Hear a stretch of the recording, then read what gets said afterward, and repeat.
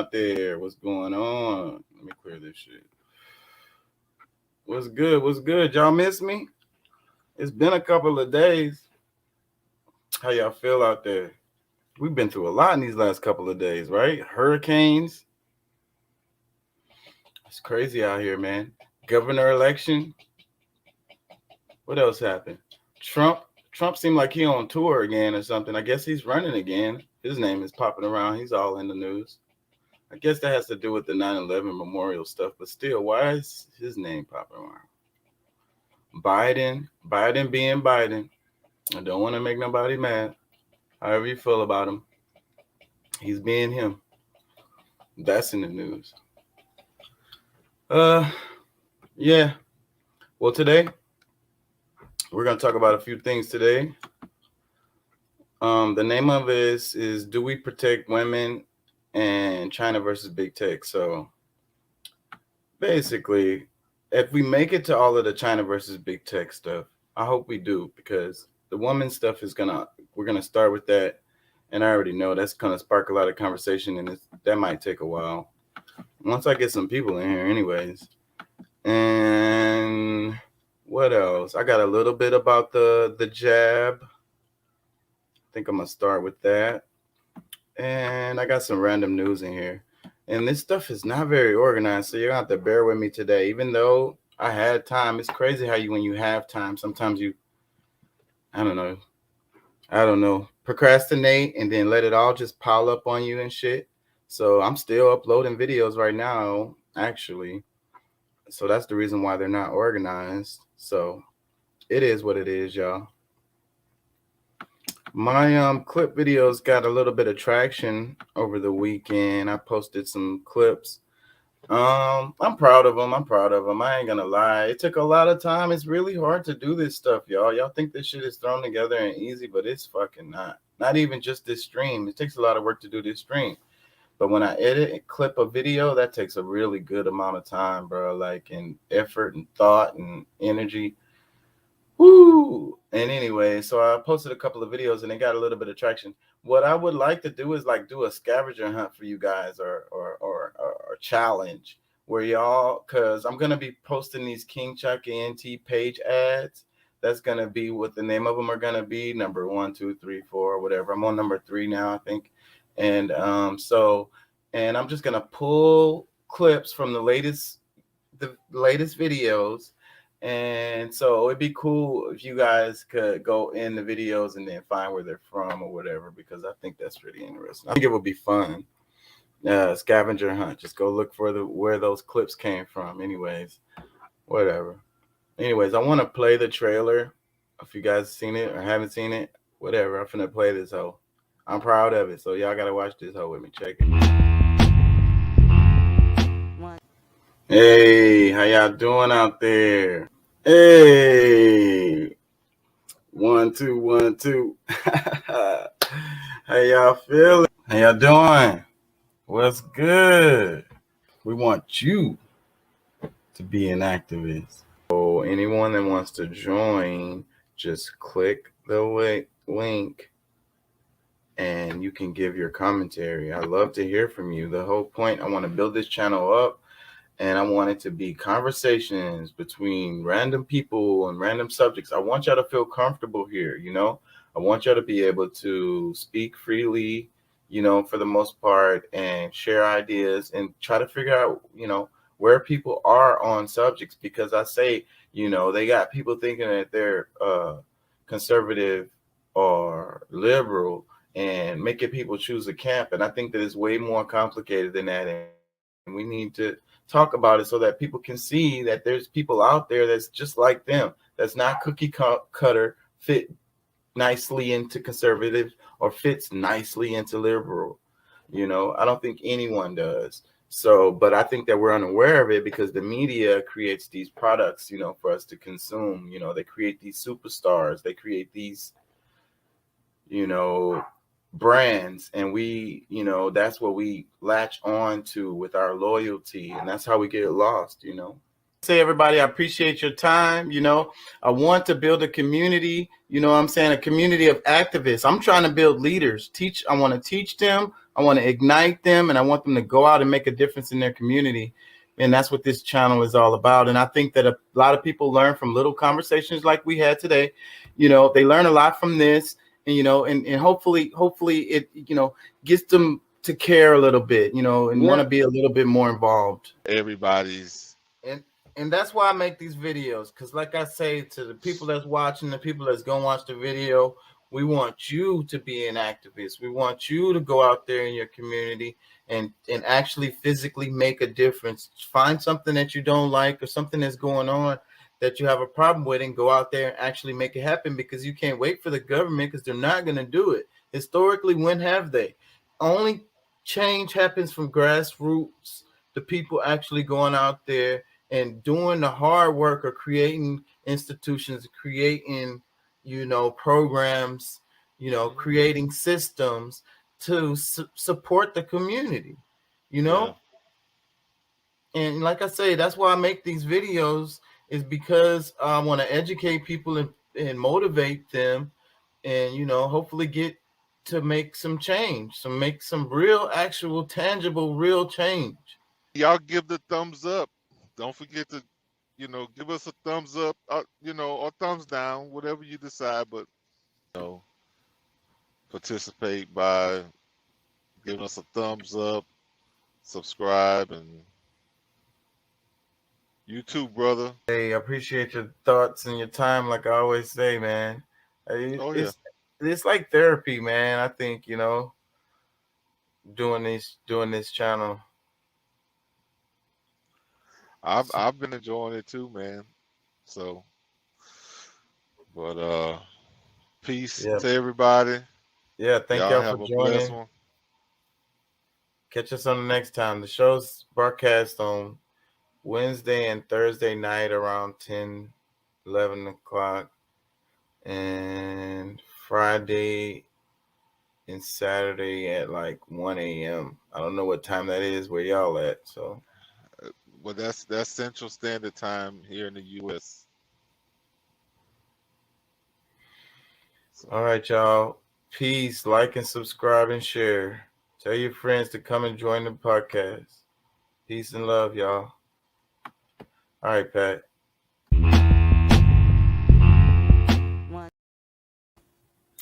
My first trailer, y'all. What y'all think? My shit gonna keep getting better. If y'all been with me since the beginning, anybody here that's been with me since the beginning, y'all see how the channel keeps growing and changing and getting better. So, like I say, that's trailer 1. I got people who do music. I got people who do editing. I got people who do animation. Bruh, this channel gonna keep on growing and getting better regardless. But I want to see you guys, participate, because you guys are what's gonna make this channel be what it is. It's not gonna be me. I don't want this to be an ego trip.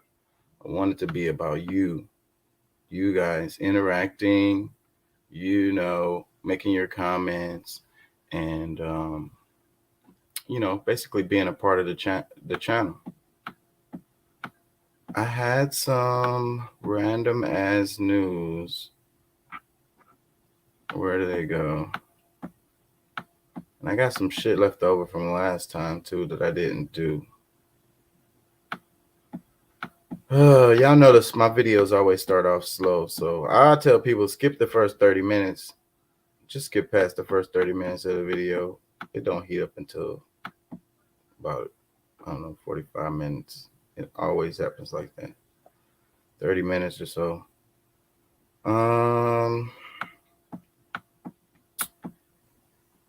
Let's start off with Jay Lethal. That's not what I wanted to start with. I'm sorry, y'all, but let's go. Hey, y'all, look at this. So shout out to my boy, Mr. Know-It-All Rants on Instagram, who sent me this information earlier on a text message. I just felt like I needed to make a full video about it right now, a real-time reaction. So I'm just figuring this out myself. I need you guys to do this with me. Please, on a separate bar or a separate tab, pull up YouTube, right? And on the YouTube search bar, let's type in baby videos. Baby videos like Baby Shark or whatever baby videos. Let's look at the videos that come up under baby videos. Are you looking at this, guys? The first video is actual baby video. The second and third videos are from this weirdo right here who is dancing nude with men in a simulated prison shower. I'm going to say it again, and I'm just going to leave it at that. When you go on YouTube right now, as of today, which is September 13th, Monday evening, and you type in baby videos on YouTube, looking for videos for your baby to watch, or maybe your little child put in baby videos to watch videos for themselves, the first 3 searches, 2 of them are going to be from this weirdo here who is seemingly, allegedly encouraging and promoting homosexual prison sex while nude. I don't know who this weirdo is, but I want to ask YouTube, is this appropriate alongside other baby videos?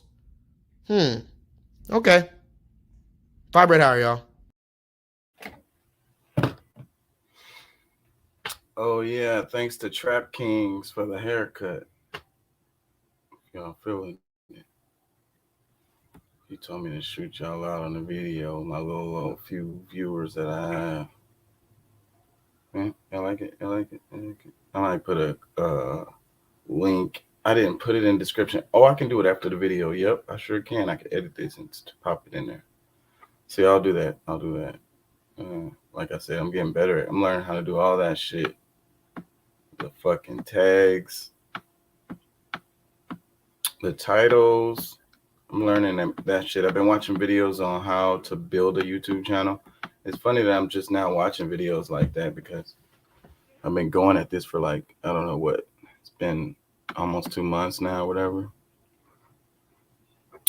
But that's how I do. I jump in there and then I just start fucking adjusting as I go. That's how I do. Jump in there to my shoulders and then I just keep on making adjustments as I go. I've done it historically. Okay, so I thought I had some news I wanted to show before I jumped into the women's stuff, but I do not see it. So randomly, I'm probably going to see it and then put it in there. Or maybe I skipped it and didn't load it. Anywho, let's start off with some Malcolm X on the women subject. The most disrespected person in America is the black woman. The most unprotected person in America is the black woman. The most neglected person in America is the black woman. And as Muslims, the Honorable Elijah Muhammad teaches us to respect our women and to protect our women. And the only time a Muslim really gets real violent is when someone goes to molest his woman. We will kill you for our woman. I'm making it plain, yes. We will kill you for our woman. We believe that if the white man will do whatever is necessary to see that his woman gets respect and protection, then you and I will never be recognized as men until we stand up like men and place the same penalty over the head of anyone who puts his filthy hands out to put in the direction of our women. Well stated, Malcolm. Well stated. And I think that we're forgetting all this stuff. That's why I played that video to start this segment off. We're forgetting that we should be protecting her. We should be protecting her. Why aren't we? What's going on? What's happening out here? You know, I saw it's in the news right now. I was gonna do a clip of it, but I changed my mind. The MMA fighter just recently won, transgender, and and the argument was, oh, I was losing for like one or two of the rounds I was losing or whatever. Of course he won. So, I don't know, bro. Like, is that respecting? Is that really having respect for women? Is that really protecting our women by letting some, you know, person that was born a biological male get into the ring and fight with them? I don't think that's right. That's just my opinion on that subject, Not to be offensive to anyone, but biological male shouldn't be in a damn MMA ring fighting a woman, even if he had his adjustments, his physiology, his physical body is going to be different because genetically different. So he's going to have an advantage. So wait a minute, did I do this? Since I said that, let's play this. I don't really like this guy. I'm not going to play that much of his video, but it kind of, let's see. What is up, soccer fans, and welcome United States Women's National Team fans to Fact or Fiction Sports Talk here on the Sports Reaction. Today's Fact or Fiction statement is the United States Women's National Team lost to the U15 Dallas, that's under 15 boys, in a soccer match. And before you jump down in the comments and breathe down my throat saying, hey dude, they lost 5-2, I'm not questioning the score of the game. The statement is they lost in a soccer match. I'm going to talk about this, analyze it, whether I think it's fact or fiction. Of course, please let me know what you think in the comments down below. Maybe while you're down there, hit the old thumbs up. And be sure to subscribe over here for more USWNT action from the Sports Reaction. All right, so let's get into this. The reason I'm covering this is a lot of folks are pointing this out when I did my equal pay video between the women's team and the men's national team. So I thought, all right, I got to address this. So first off, CBS reported on April 4th, 2017, the U.S. Women's National Team played the FC Dallas U15 Boys Academy team and lost 5-2. Okay, fair enough. In the article, they do note, quote, this match against the Academy team was very informal, unquote. Okay, informal, but the women still lost 5-2. All right.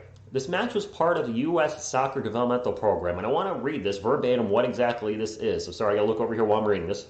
But what this program is, the U.S. Soccer's Developmental Academy program is driven by the game and its players, coaches, and referees.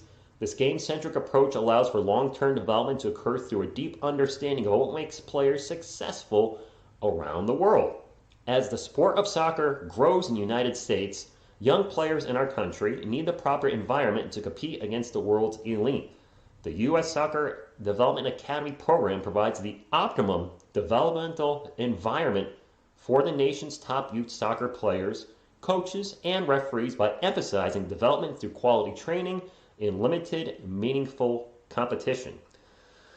There's a lot in there, but if we break that down, the first thing I want to take a look at is it provides the optimal development environment. Optimal for who? Not for the United States Women's National Team. It would be for the U15 Boys Club, an optimal environment. So what I'm saying there is, are the women going all out? No. And even in the CBS article I referenced earlier, they mentioned the U.S. surely wasn't going all out. It also mentioned the top youth soccer players. Again, this program is not developed really to make the United States Women's National Team better. It's developed for youth such as the U15 Boys Club. Sure, I'm sure it helped them out in some way, but in the end, this whole thing was developed to help improve our U squads. Quality training in limited, meaningful competition. So what exactly am I getting at? Well, this was not a soccer match. It was a scrimmage, an exhibition game, an informal sports contest, or practice.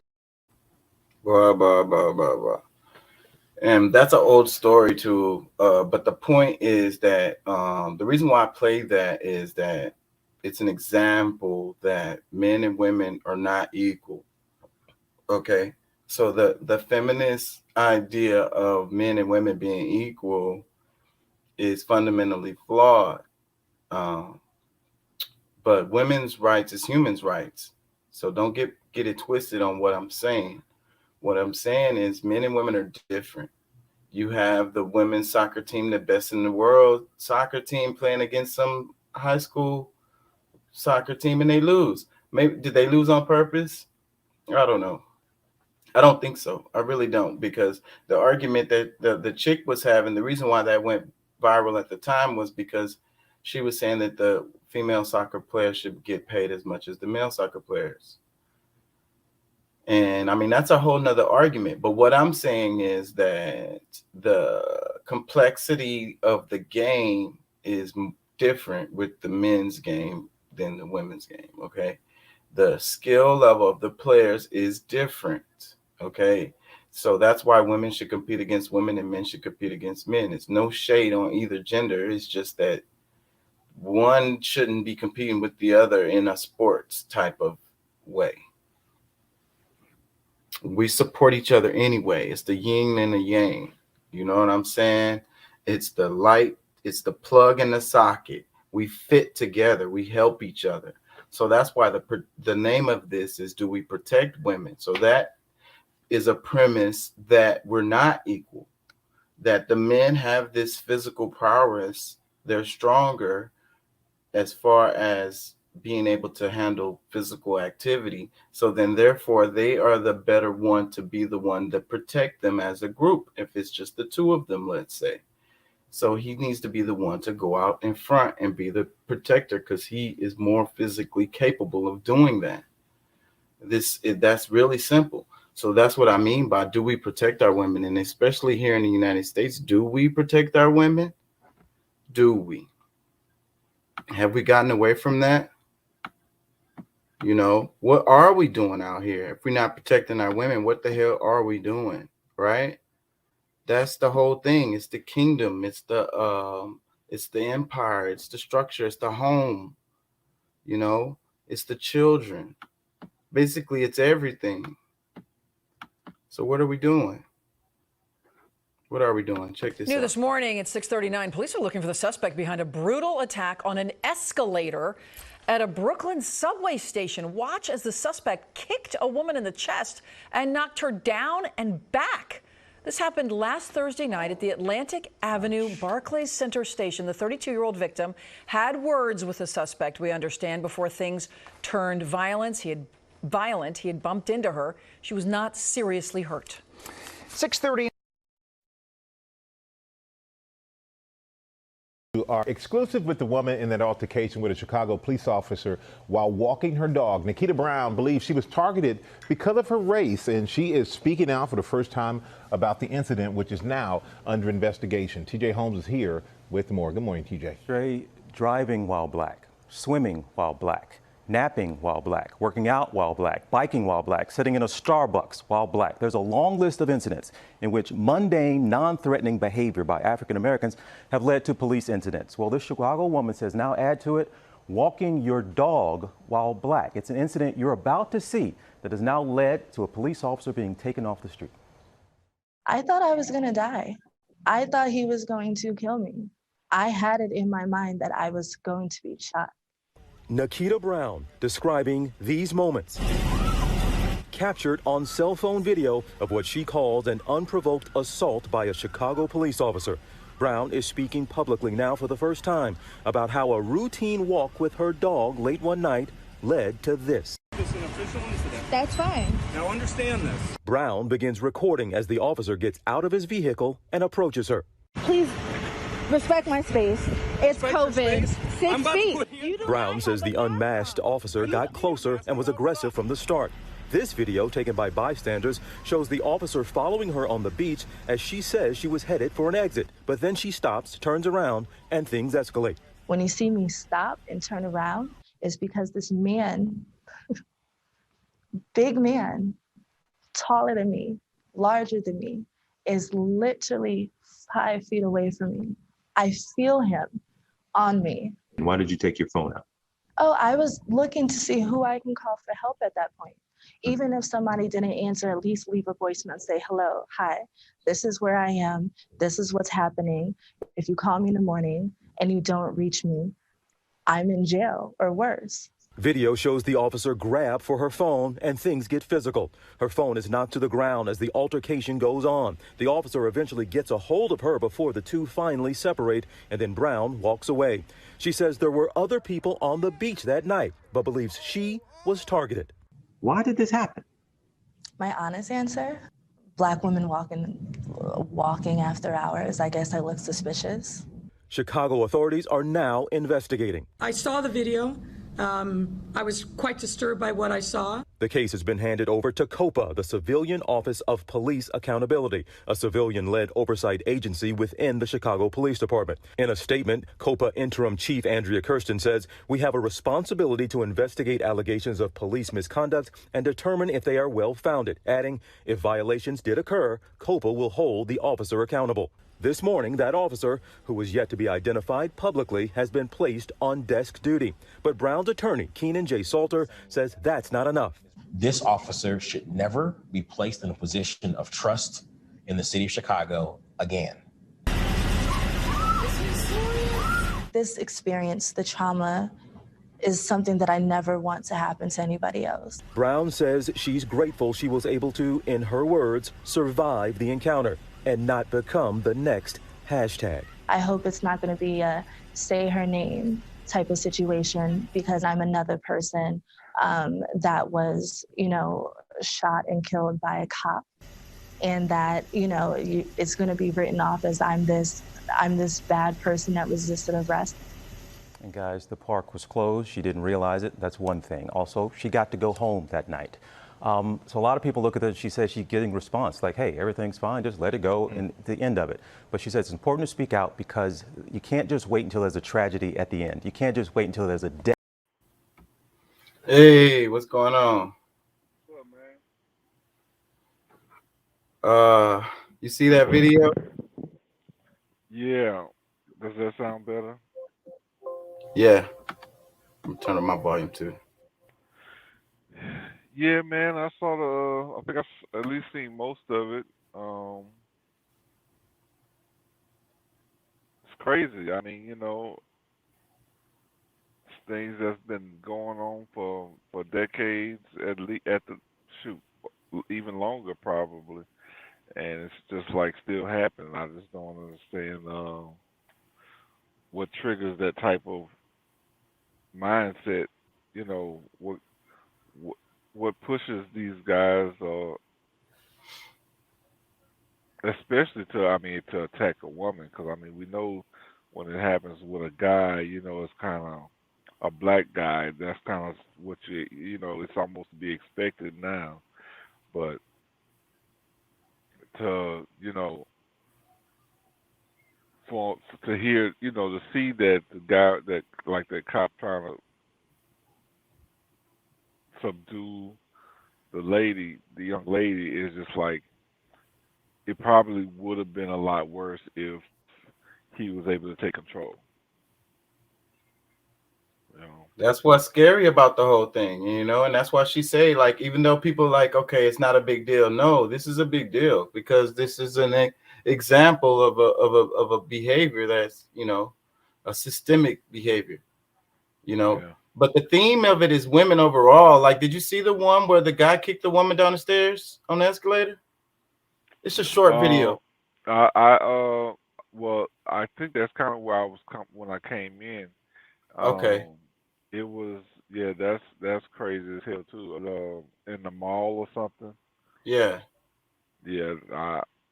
Like, what the fuck, man?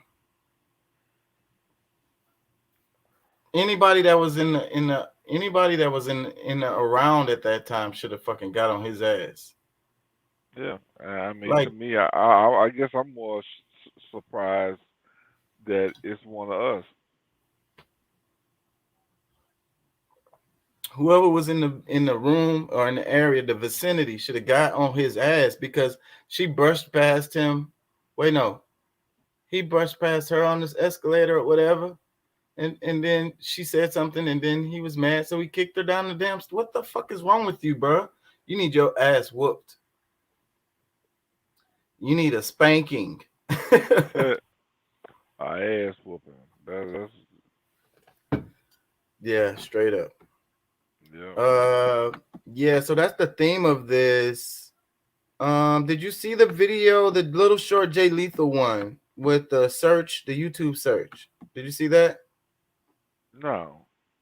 I'm gonna play that again. It's short. Hey, y'all, look at this. So, shout out to my boy, Mr. Know-It-All Rants on Instagram, who sent me this information earlier on a text message. I just felt like I needed to make a full video about it right now, a real-time reaction. So, I'm just figuring this out myself. I need you guys to do this with me. Please, on a separate bar or a separate tab, pull up YouTube, right? And on the YouTube search bar, let's type in baby videos. You know, baby videos like Baby Shark or whatever baby videos. Let's look at the videos that come up under baby videos. Are you looking at this, guys? The first video is actual baby video. The second and third videos are from this weirdo right here who is dancing nude with men in a simulated prison shower. I'm going to say it again, and I'm just going to leave it at that. When you go on YouTube right now, as of today, which is September 13th, Monday evening, and you type in baby videos on YouTube, looking for videos for your baby to watch, or maybe your little child put in baby videos to watch videos for themselves, the first 3 searches, 2 of them are going to be from this weirdo here who is seemingly, allegedly encouraging and promoting homosexual prison sex while nude. I don't know who this weirdo is, but I want to ask YouTube, is this appropriate alongside other baby videos? Okay. Vibrate higher, y'all. What'd you think about that? Man, that's very alarming, and I'm sure there's a lot of parents that don't even know that is happening. Like, I always heard about the subliminal. We always look like they had the subliminal images, the subliminal messaging, and things like that. But and I'm sure that still exists. But shoot, when it's that vague, I mean that it's not even vague anymore. It's just flat out, it's just in your face, like, this is the culture. This is what, what I'm saying? Yeah, this is what we trying to teach your babies. We want them to be, this is what we're prepping them to be for us in the future. And my point of playing the video related to the topic is that we have to protect our women and children from not just physical violence. It's not just physical violence that we have to protect them from. You got spiritual violence, you got sexual, you got emotional. There's a lot to it. So hold on, let me see. My shit is all fucking unorganized today, but I got something about. But that's really the most important parts of it. I mean, physical harm can, you can heal from much easier. I mean, Right. it's the emotional and the the spiritual attacks that's really the like, to overcome those things, especially from a kid's aspect. I mean, most adults today are actually still dealing with childhood trauma. So I mean, I can't say that we did. Of course, it's a lot different now. Um, the types of trauma that we may have gone through and they're going through. Because I mean, when it comes to sexual assault and this, that, and the other, which is, I guess, has always been an issue. That's, I don't know if that can be any worse, but at the same time, it's just one of those things that we got to be super, super protective when it comes to their minds. I mean,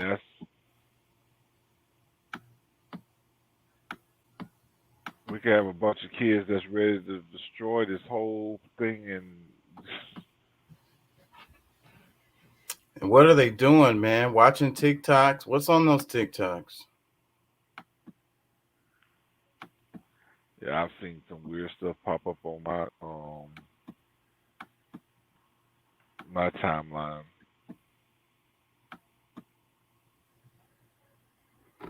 Here, you heard about the what's in the news right now with Simone Biles? She testified in front of, I want to say it was Congress, about the sexual assault from the guy who was their the team doctor for the the Houston. This was right here in Houston too. Anyways, I I didn't play I don't have I have it, but I didn't want to play the Simone Biles one because I figured everybody was going to see that. But I'm going to play a bit of this one. And like I say, it's about protecting women where it's not happening.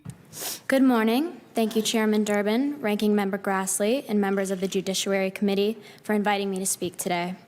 As most of you are probably aware, I was molested by the U.S. Gymnastics national team and Olympic team doctor, Larry Nassar. And in actuality, he turned out to be more of a pedophile than he was a doctor.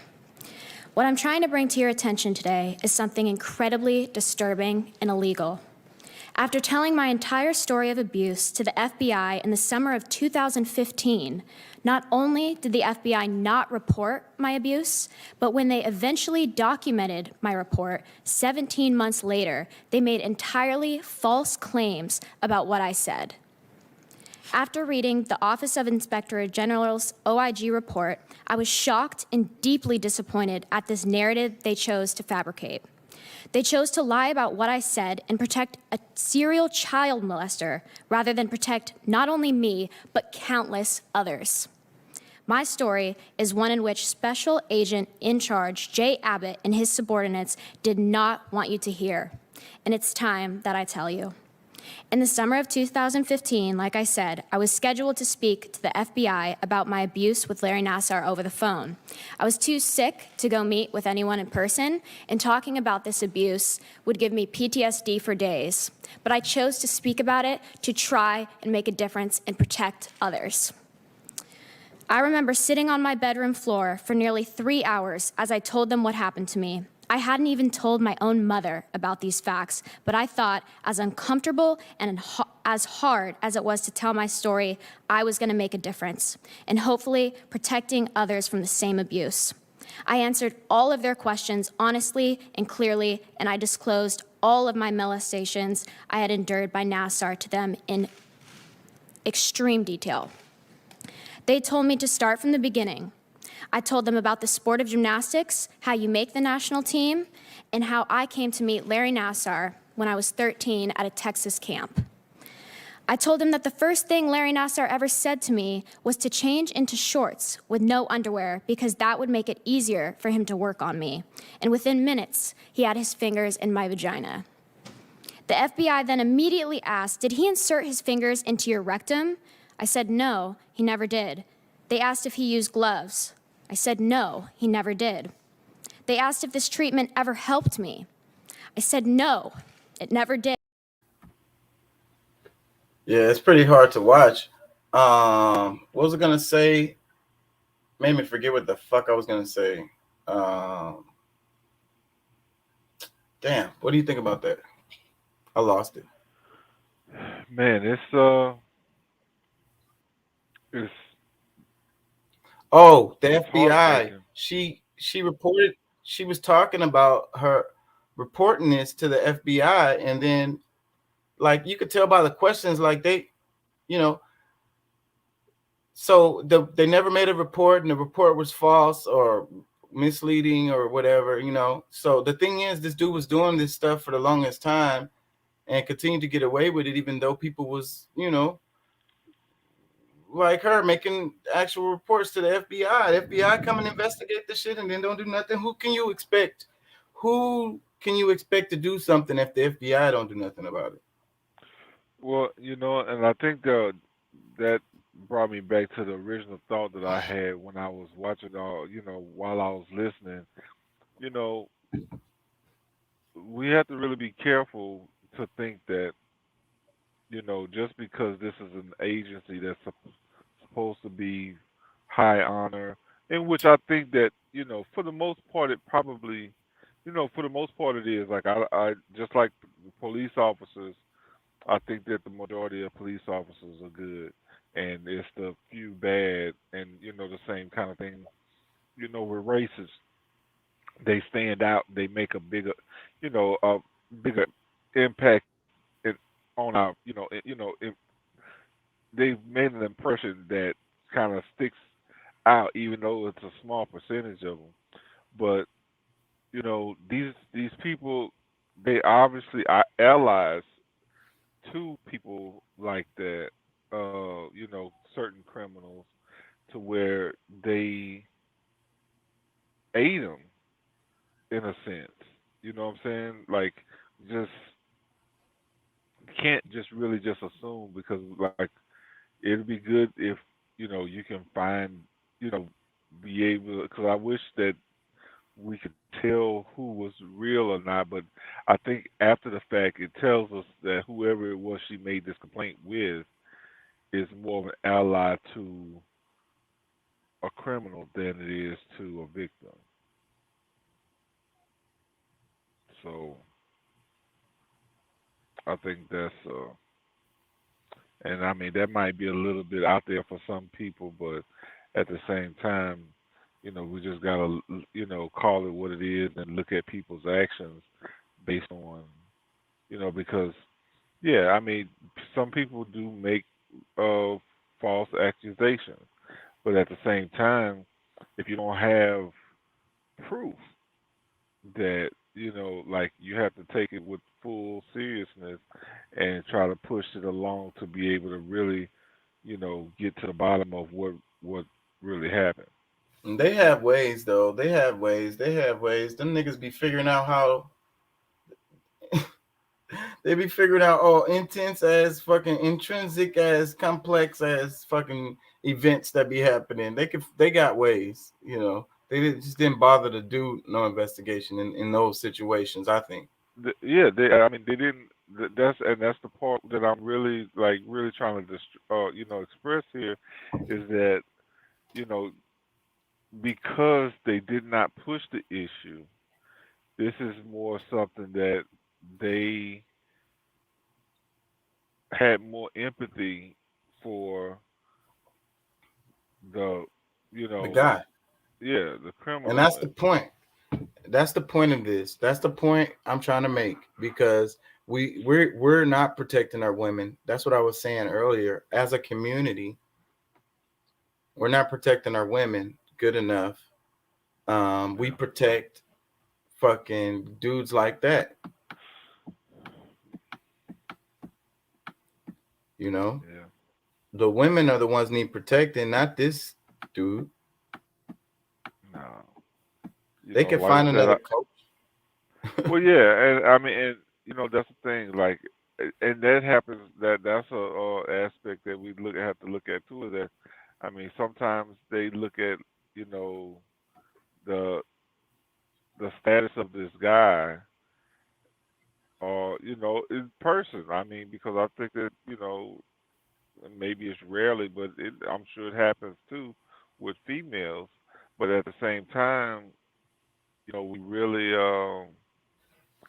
it's just to really be able to look past that. We gotta really question ourselves as a society of allowing certain things to happen and to somewhat become normal, even if it is in a small uh, number of people.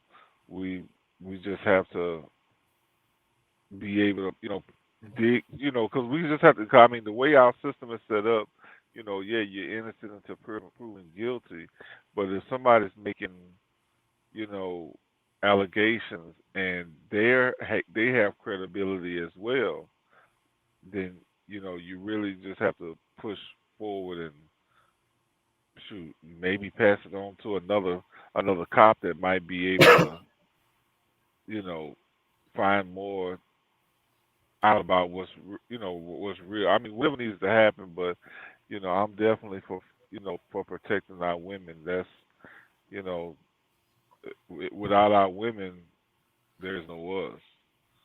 you know. So. And what I was saying, I think before you came on, was like, you know, the feminist thing is all like equality between men and women, but you know, I'm naming it protect our women because, you know, there is no real equality as far as, you know, with everything. So, you know, you have to treat men like men and women like women. And they had the MMA fighter, that transgender MMA fighter, beat up the woman recently on news. I don't know if you saw that. And I was talking about that, and it's like, you know, that's what I mean. Are we protecting our women? We're not protecting them if we letting this dude get in the ring and bash on this woman. You know. You know, I somewhat feel that a part of that is to try to get women. Like, I think they're trying to send our society back into like a almost like a stone age, if you want to, you know, like say to a certain extent, is by them doing that, having, you know, men that can, you know, of course, go, you know, go up against a female. That's gonna really discourage a bunch of women for even wanting to be a part of certain sports. So I think psychologically, or you know, this is like a psyop when they're doing this. Like, you know what I'm saying, to actually get into the heads of women is just like, well, damn, if they got men that's stronger, bigger, you know, this, that, and the other, in the sense that would almost eliminate women from wanting to participate in some of these sports. I think it's done on purpose. I don't think it's just like, oh, you know, because I mean, by now, I mean, us as adults, you know, I know at my age, I know that there's really no such thing as equal. You know, shooting for, you know, fighting for equality, whether it's male, female, black, white, you know, this, that, and the other, there's never any equal. You know, that it just doesn't add up. There's differences. It's just it's science, it's math. Like it's just the way nature works. But that's why you know, something like that. That's just, it has to be a psyop. You Yeah, know, it's crazy. it's actually. I mean, I look at that as a direct, you know, a direct hit on women, like a, you know, strike against women.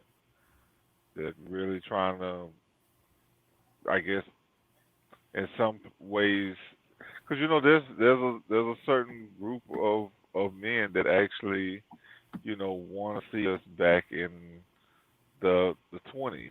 You know what I'm saying? A time and place where, you know, okay, the roles were specific and just, you know, but you know, I'm not really a fan of that whole, you know, you choose who you are type of thing. That's insanity to me, you know. But that is just not fair. Period. It's it's not fair, and I believe it's purposely to, you know, mess with the minds of young women. It's messing with young men too, but more so for that, it's gonna impact the women, especially in sports.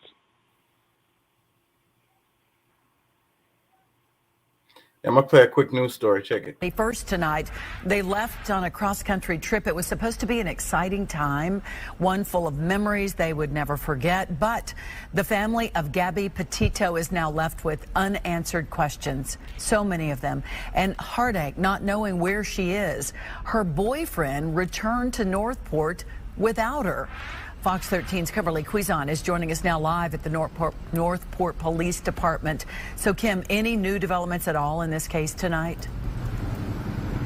Well, Kelly, the Northport Police Department is working with the FBI and other agencies. Now, there's things they can't tell us due to the nature of this investigation, but Gabrielle Petito's family just released a statement that brings up even more questions now that we have seen the statement. The statement says the family says they are going through the worst moment of their lives, and they continue saying, in part, Brian is refusing to tell Gabby's family where he last saw her.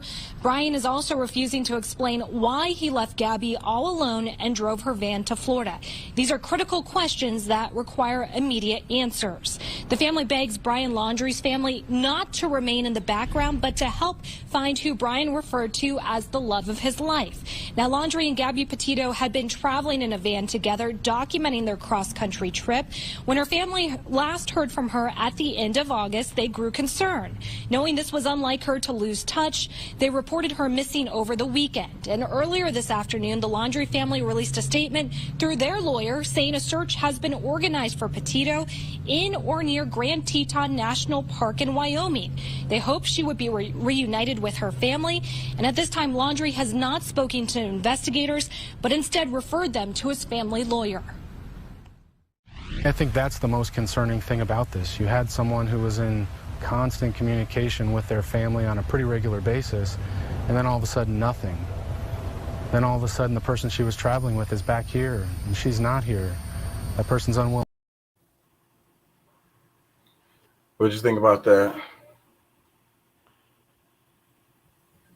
There's some weird shit going on. I mean, in most cases, if it don't make sense,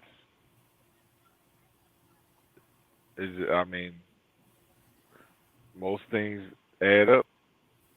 So, I'm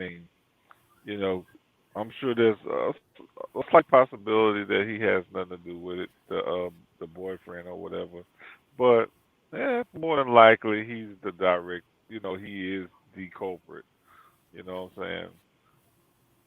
And it goes again to protect our women and girls. From that too. That's so scary for me. I have 2 daughters. How do you protect them from some crazy boyfriend?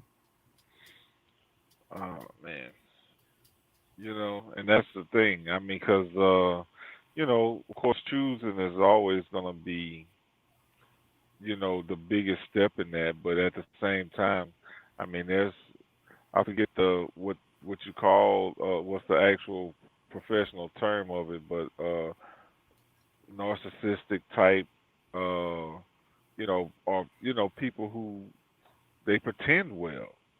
You know what I'm saying? Like, when you run across something like that, it's just really hard. You know what I'm saying? And in society, they're upholding. They seem to be upstanding citizens and people or whatever, but then it's just one of those things that before you know it, I mean, it's too late before you really find out the true side of them. So, I mean, that's just one of those things. I mean, but you definitely have to be the type of person to pick up on signs, energy of the people, and not be afraid to, like, just say, all right, you know what? This, saying certain things will stick out to you, and don't ignore some of the clear signs of, those types of behaviors, those type of people. That's the only thing I can really offer on something like that, is that you really just can't, sit around and, well, it was just that, he I mean, it's just those, because it can be subtle things, but when you get that feeling, a lot of times your gut tells you and you overlook it.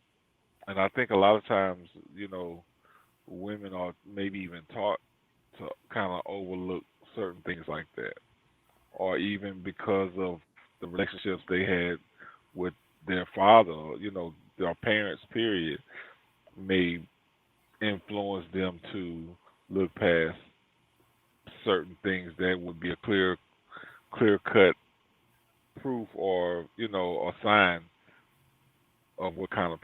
really are. So That's scary stuff. Scary, scary stuff right there. Well, hold on. I'm losing track because I don't have this shit in order. Check this out. The barrios of Honduras and indeed all of Central America are home to vicious gangs, endemic domestic abuse and utter poverty. People scratch out a living to survive here. Many resort to crime, but the crimes are committed within these communities, and there is no escape. The gangs allowed us inside. Without their permission, it's impossible. We're being watched all the time. You just don't know by whom. Virtually every house we pass, we're told, has a story of remarkable violence. Gang murders are common. What's striking, though, is the sheer number of women being killed for being a woman. It's called femicide, and it's out of control.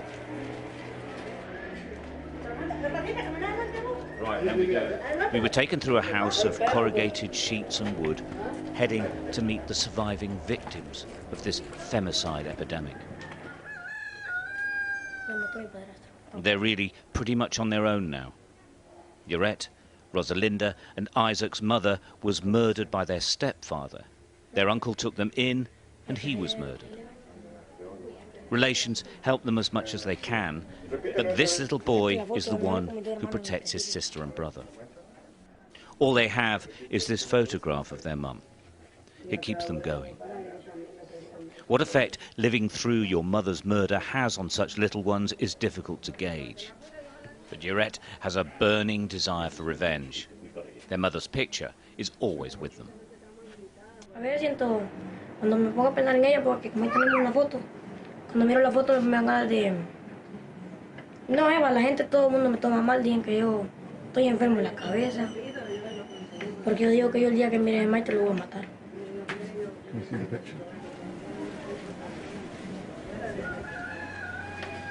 The femicide problem, combined with the random murder of the women's children, is partly due to the crime gangs and poverty. But it's also part of a culture that categorizes women as basically disposable items. Rich or poor, it makes no difference. Women are not even second-class citizens.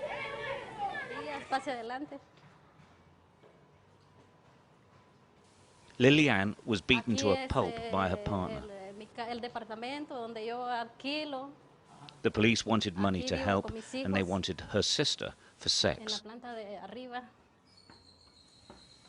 Now she says she's tough, and as a survivor, no more tears. But I asked her to tell us what it's like being a woman in Honduras. Ser en Honduras, uno recuerdo mi niñez, vengo de una gente muy humilde, de un pueblo donde mi mamá vivió violencia y antes las mujeres estaban más calladas porque yo miraba que mi mamá vivía violencia. Entonces como que yo caí en ese ciclo. Las mujeres que andamos en la lucha, yo sé que en este país corremos riesgos, pero cuando nos metemos en estas luchas estamos dispuestas a darlo todo.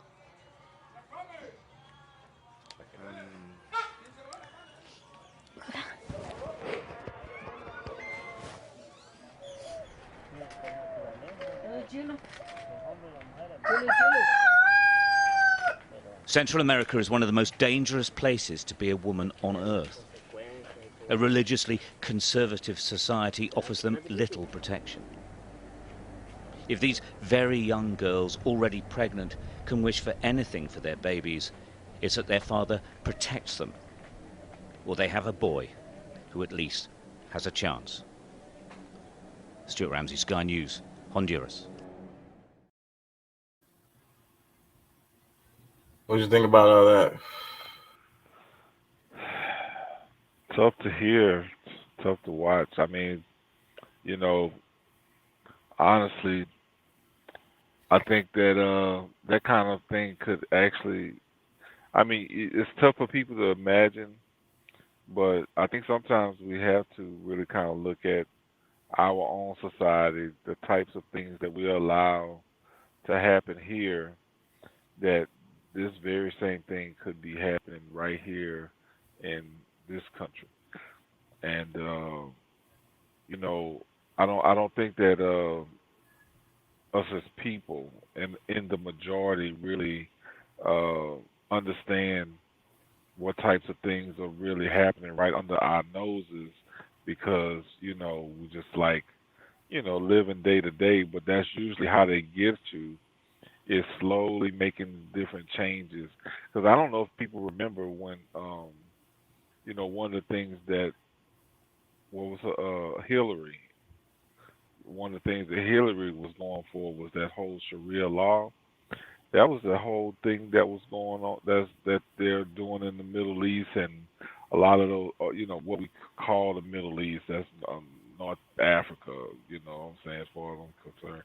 But however, that's a lot of Afghanistan and different countries like that, and it really is taking, like, you don't really have the powers. Like, a lot of the freedoms are just totally gone that we grew up to know, and they're slowly. I mean, like, in those countries weren't like that. Saudi Arabia wasn't like that. You could go down the list. That has happened fairly recently, the way that they are. I mean, it goes through fluctuations, but this is fairly recent, how conservative Saudi Arabia is towards women. And it's, I was gonna say it's religious, it's related to that, and like you were saying, it could happen here. That's the reason why I play those videos, is to so people can think outside the box and try to compare, their society, their community to others. Yeah. So yeah, totally could happen here. And it would happen through that conservative. It's happening here in Texas, kind of, in a lot of ways. Yeah, I mean, that abortion bill is one thing, but like I said, like, those types of things slowly happen because, if it takes on, like, based on how the people, accept it or not accept it, that could easily spread from one state on throughout the entire country, to where it's easier and easier to pass laws like that, because of the people. If it's something that they seem to be cool with and they don't, They go up accepting that against, shit. yeah, you just continue to keep accepting this and that and this, that, and the other. Before you know it, we have a country like that. And I mean, at least most of us pride ourselves in being, we say Americans, where, we have those liberties, those, the freedoms to be able to decide. And, like, you get to a point where the government is totally in control. This is supposed to be a government where it's actually, the people who say what's what. Yeah, we have people in the federal government that's supposed to handle international stuff for us, but when it comes down to it, if we don't speak up enough, they're gonna speak for you. And that's why I say being passive and accepting this shit is the worst that's the fucking worst thing you could do. When you see some atrocity shit coming or happening and you do nothing. Yeah. So the recurring theme is we have to protect our women. We got to find a way to do it. And what a lot of people don't realize is that even being silent is an answer. It's speaking. Not saying something is also speaking. Excuse me. Let's look at the I think this one is going to talk about how economically and stuff. I'm probably not going to watch all of it. The last time this happened in America, it was 1963, and John Kennedy was in the White House. We got answers to some direct questions about women in the United States. What are their paychecks, their opportunities, and their obstacles.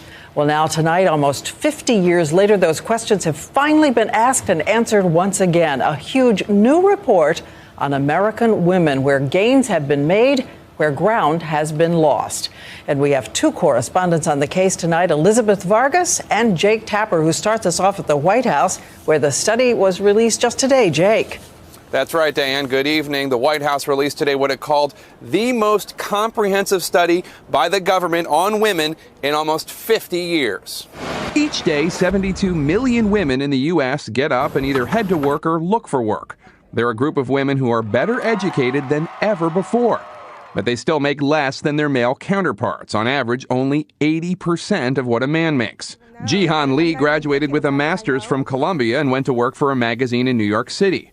Her male counterpart with the exact same job and only a bachelor's degree was paid $3,000 a year more. I felt devalued. I felt like I didn't count. I felt inferior to my colleague. Sometimes it's discrimination, but there are other factors as well behind pay inequity. Well, one reason is that they're not going into the kinds of fields that are high income producing. And so the president, since early on in the administration, has had an effort to encourage women and girls to go into science and technology and engineering, math. We sat down this afternoon with three professional women to talk about the fact that women still make less than their male counterparts. Something that I've seen is women don't know, or they're unsure of how to actively advocate and negotiate a salary. That is also a key reason for the disparity, according to ABC News workplace contributor Tori Johnson. We have to recognize that even if we're uncomfortable, we have to speak up and negotiate for what we want.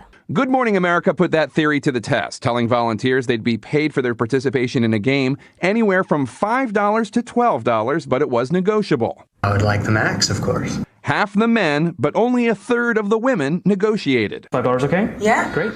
Another reason for pay inequity, women customarily take on more family responsibilities, caring not only for children, but these days elderly parents, thus limiting their availability to work for pay. Certainly if there's travel involved, sometimes it's harder to find somebody to take care of your family or your parents or children.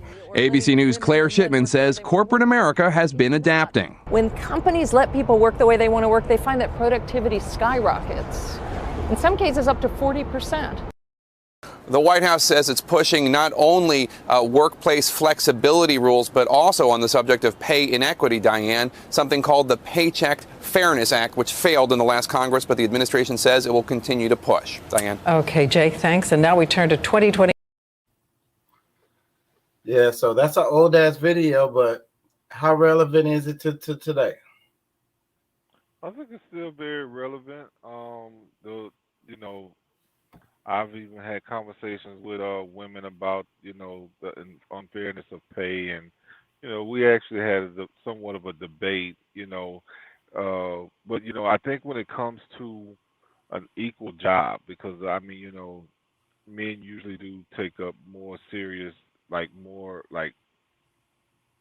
fatal, potentially fatal or, dangerous jobs, but when we're looking at it from the perspective of same job, same experience levels, things like that, you still see a difference. You still see the disparity where women won't, get their pay. And of course, I'm sure there's factors that we have to look at, but I think in negotiations, a lot of times they don't fight for everything that they could get in the beginning. For a bunch of them, there's some hardcore negotiators on on the female side, but I think with men, because of them, really being able to see, especially at a certain age, when you're young, it's gonna be tough to really get your full value because nobody's really gonna see, you as really. I think that's true overall, but still, I don't think that's the reason why women don't get paid as much. They simply just devalue women culturally here in America, historically and presently. Well, no, I know that exists. I definitely know, that's a definite, factor as well. But, because I guess with what I'm saying is I'm hoping to encourage more women to really, in the beginning, let it be known that they know their value, and to, push for the amount that they really see fit. Because, I mean, shoot, I know, like I was about to say a minute ago, was that a lot of men realize, no, shoot, $1,000 a week is not gonna do it for me. You know what I'm saying? I need 2,000, or I need, whatever the amount is. You've done your calculations and know what it's really gonna take for you to, to survive, or even be able to prosper in the job that you're in. And I think men, they may not get it totally right in the beginning, especially like a younger age, but they start to realize what it really takes to take care of a family. And I think sometimes women, just based on the importance of being, they looking at, they got these kids, they got this and that, and they don't want to ruin their chances of getting this good, potentially good job, to where they may end up settling without even, pushing the envelope in the beginning. So not to say that there's not, imbalances in the market. That's already, that's there, but the only way I can really see that type of thing changing, because these companies know their value. Like, women are some of the more loyal workers that, we have in the market. They'll go there and work for a company for however many years, give their life to this company, be totally loyal, but because of their negotiations in the beginning is what really, doesn't put them where they really want to be. Yeah, I think that hurts a lot of us. A lot of us gets hurt that way. Yeah. And they don't tell us. Here, let me play this. A government report out Thursday shows America's birth rate is the lowest it's been in 30 years. The downward trend will leave a smaller share of young workers paying into Social Security and Medicare. Here's Meg Oliver with more. Sharoni Earps left her job when her twin girls, Riley and Alexa, were born last year. Did it make financial sense to hire a nanny? It didn't, especially for twins. I mean, it would be more than my salary. The rising cost of raising a family may be one reason fewer women are choosing motherhood. A new report from the CDC finds the U.S. birth rate has dropped to a 30-year low. If you force women to choose between a job and between having children, some of them are going to choose to not have children. When women get more education, they do tend to have fewer children. They tend to invest a lot in those kids, and that's not necessary. What's up, you guys? Do not look down at MGTOW here. I'm at the mall, and I'm just going to show you how desperate these jewelry places are for men to spend their money on bullshit. So right here you can see, dude, they're trying to throw in a fucking, free iPad, free kids. And look at this shit here. I mean, it's crazy to see how desperate, like the jewelry market for marriages or whatever. I don't know, jewelers. I don't know what the fuck they're called. Results are many stores are closing. Take a look at this store right here, Mattress Firm. 700 stores are closing. What do you expect when the Mangina Captain Save-A-Ho simps are not willing to overspend on obscenely overpriced mattresses if they're not going to get laid? So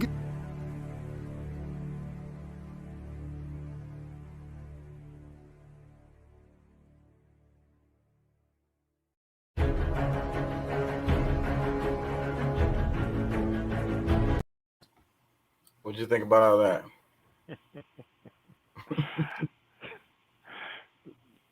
I don't know. I guess the thing that's just stuck in my head is like they got 700 mattress stores closing because nobody's gonna spend the money on a nice mattress unless they're gonna get laid. That's I guess a perspective I never really looked at. But I guess the whole thing when I guess it's a real thing because like a lot of people are choosing like shoot, not just not having kids, but even getting married. Like, you know, Or even having sex. nah, I ain't gonna say all that. It's going down. I'm just here to let you know it is going down. But for those who especially in the if you're in a professional field, like they're not taking the chances. Like they're definitely contraceptives are used at an extremely high rate. Um, and I mean, there's also it's becoming, because of these contraceptives. I mean, I think it gets to a point where they're doing it to protect themselves from getting pregnant too soon, or before they're really, you know, ready. But some like they're losing the chances to procreate because of the the different contraceptives that they use. Thyroid. You know It's scary. issues.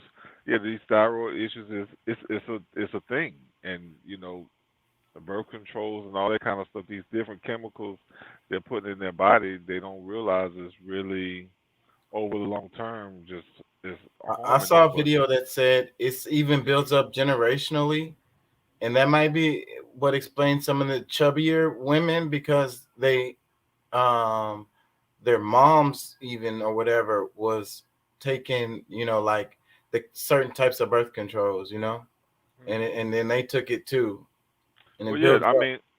I mean, and that's pretty much with every chemical release we have. I mean, of course, we have natural chemical release, but then when we add certain chemicals to our body, it changes the way your hormones even react and mood. Like, I mean, it's all kinds of different things that and I mean that goes back to my whole saying. Like, the further we move away from nature, the worse we are as a people.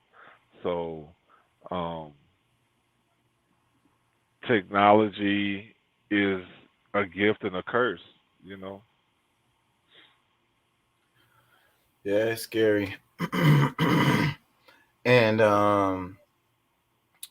China is what they're doing is what people don't understand. The attack on tech and some of these other industries is the reason why they're doing it is to protect the family and try to promote people having kids. And they're going after the predatory companies that prey on families and making them spend more money. Because I think that again, we always be missing the argument because like in that video, the lady said, it wouldn't make sense. I got 2 kids and I got to, daycare is going to cost as much as my salary. And it's like, okay, we should ask the question, why the fuck daycare costs as much as a nigga's salary? Why the fuck is that the case? Because the people who run the daycare is trying to create a salary. You know what I'm saying? We're getting I robbed. mean, but at the same time, because I mean, I also want to point out we're looking at China a few decades ago. It was the reverse. They were trying to keep them from having so many kids. Yeah, they know they fucked up, so they're trying to fix it. Yeah. So I mean, the economic, you know, the economic. I guess the way we see, the finances of people and the way the government makes money, taxes. Because I mean, like I said, if we stick to China, I mean, we're really looking at where they, you know, if you wanted to say the people are profit sharing, they just never get a chance to get a part of their profits because, you know, they don't really pay the people the way that they they should, or even kind of, because even though America, we were just talking about the differences in how women get paid. I mean, it's practically the same thing, but even worse than China. So I mean, we reverse it here for America. It's getting even more dangerous for the people because, like I said, I mean, if we sit around and just watch stuff happen to us and we're not actually taking into our, because I mean, when we get the stats on the population and, the child, because like there's some people who's not, they're at a negative birth rate. I think that's one of the reasons why it's even a topic because I mean, other people are actually still producing. I mean, I think, even when we look at black people, they're actually probably number 2 with like reproducing. Not reproducing as much because the Latinos, shoot, they they get busy. They still producing theirs and their populations are rising. Whereas, I don't know if it's become a detriment to the black communities, but for the white, it's definitely an issue. That's, like I said, one of the reasons why we even talking about it. Yeah, it definitely keeps coming up. Let me play one more woman videos before we move on. When Ebola hit the eastern part of the DRC in 2019, aid workers, many from the World Health Organization, were supposed to be saving lives. But reports have emerged that some allegedly offered jobs in exchange for sex, exploiting women who needed work. Over 70 women accused the humanitarians of sexual exploitation, sexual assault, and even rape. DW's East Africa correspondent Mariel Muller sent us this report about new cases that have emerged from the city of Butembo.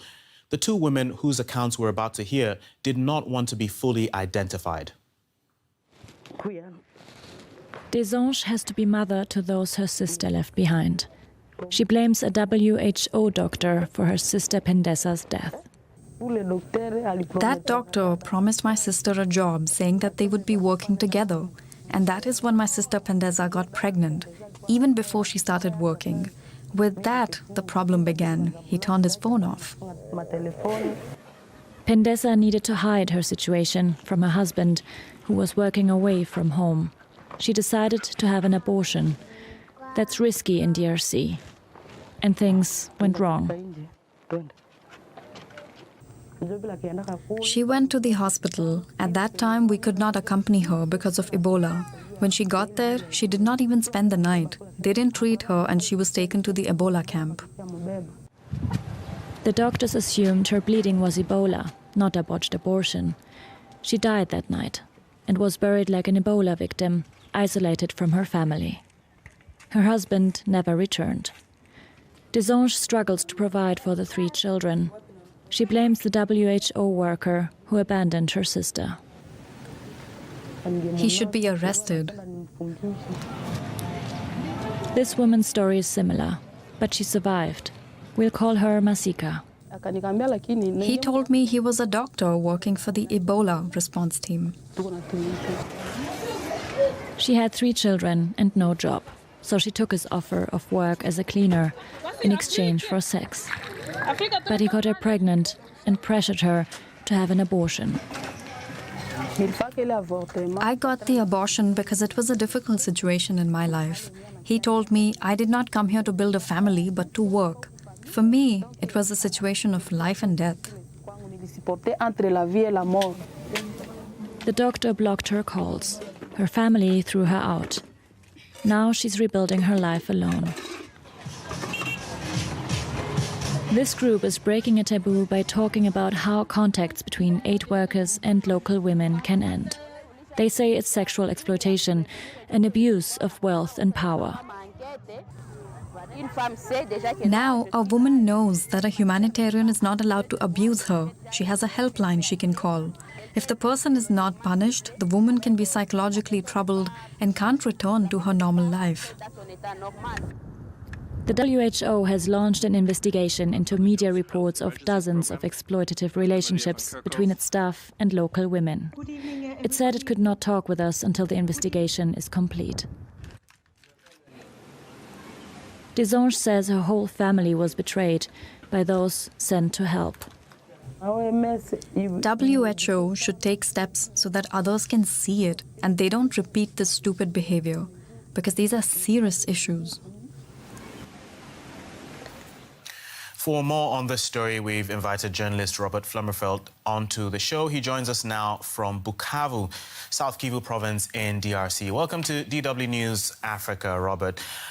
You worked on the story as well. You broke the story, actually. How did you discover these abuse cases? Well, myself and a number of other journalists who had been working in the zone of the Ebola response, pretty close to. What'd you think about that, bro?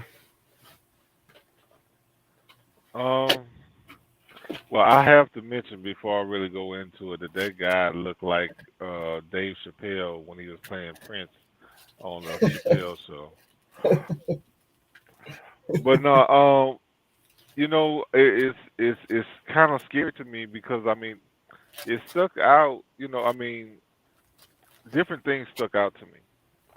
But you know, this whole thing, I mean, you know, men using women for sex in different ways that they can, and you know, it's a crazy thing. But I mean, it's really nothing new. It's always been, you know, people expressing the powers that they have to be able to, I guess, get the things they want. And I mean, of course, that's not in any form of any type of agreement with it. It's just that, I mean, it's a thing that has always existed. But you know, I guess you know, I'm hearing that whole Ebola camp.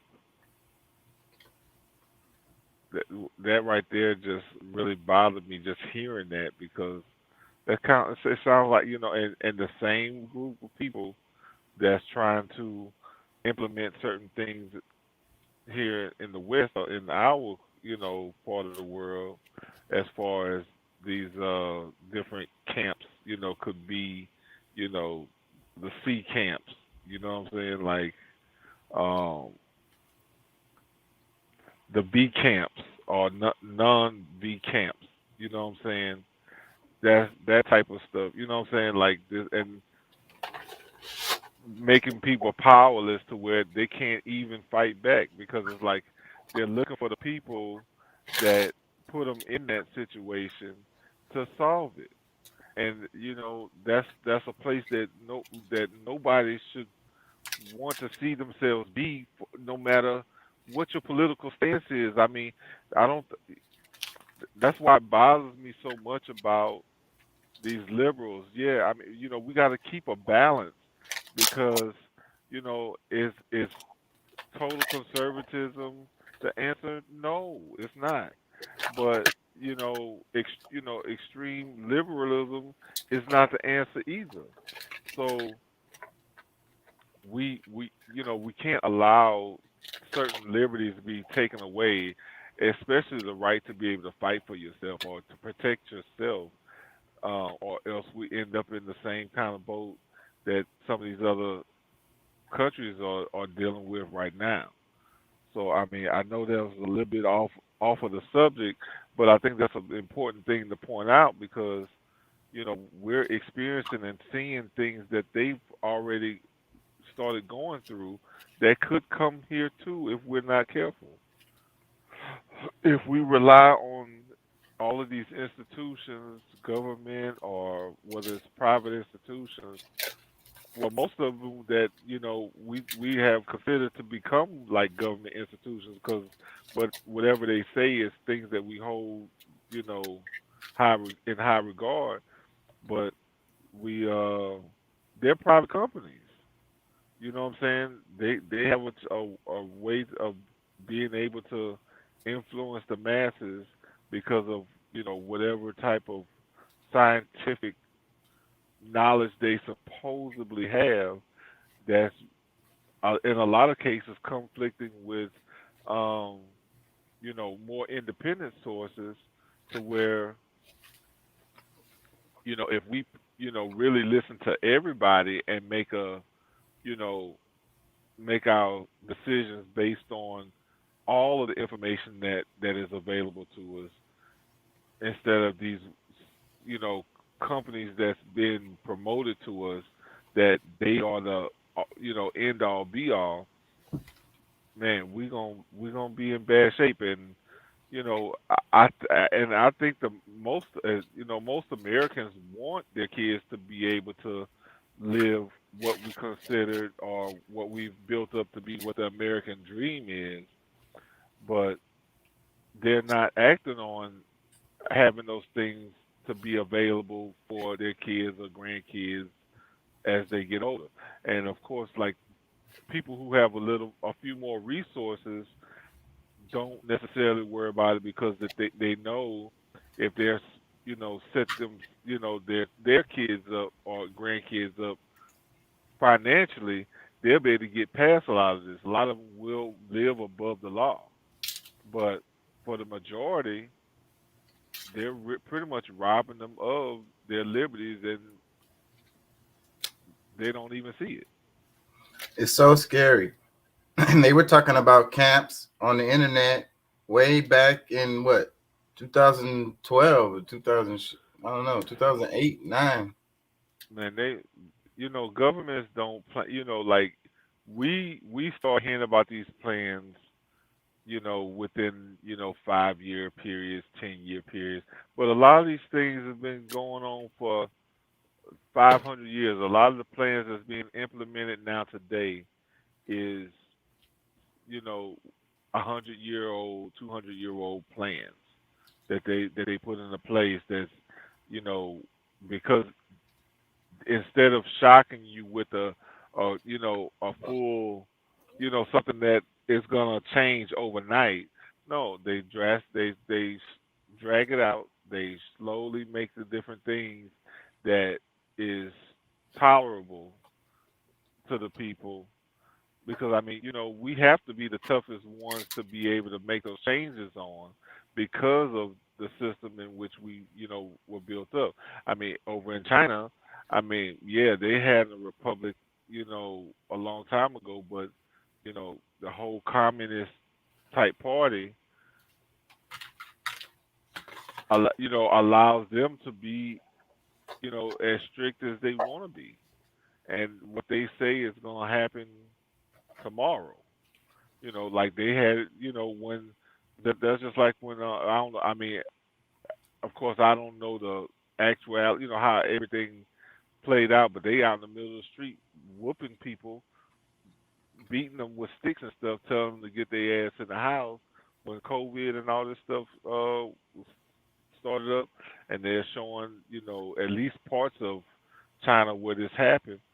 They outside, they can whoop them and beat them, and get your ass. Didn't I tell you to get your ass in the house? If like I said, a lot of these things, I really feel like. And I was saying in the other video, I think we're following behind China. Yeah, we're following right behind them. Well, I really feel like our Democratic Party. 20 years, United States. Look at China now. Yeah, I think our Democratic Party is setting us up for that, and most of our, because and I say Democratic Party based on, the governmental structures of democracy is setting us up for, but the people who support democracy is supporting it based on, not having the full truths of what they're trying to, what I'm saying? Like they really feel like they're doing the right thing, and that's how it really happens. Like they're humanitarians. They think that this is the Hitler best. thought he was doing the right thing. Who? Hitler. Yeah. Mussolini, Genghis Khan, Alexander the Great. I mean, you name it. Napoleon. They all thought they was doing what they was doing was good. Yeah, man. I don't know. I mean,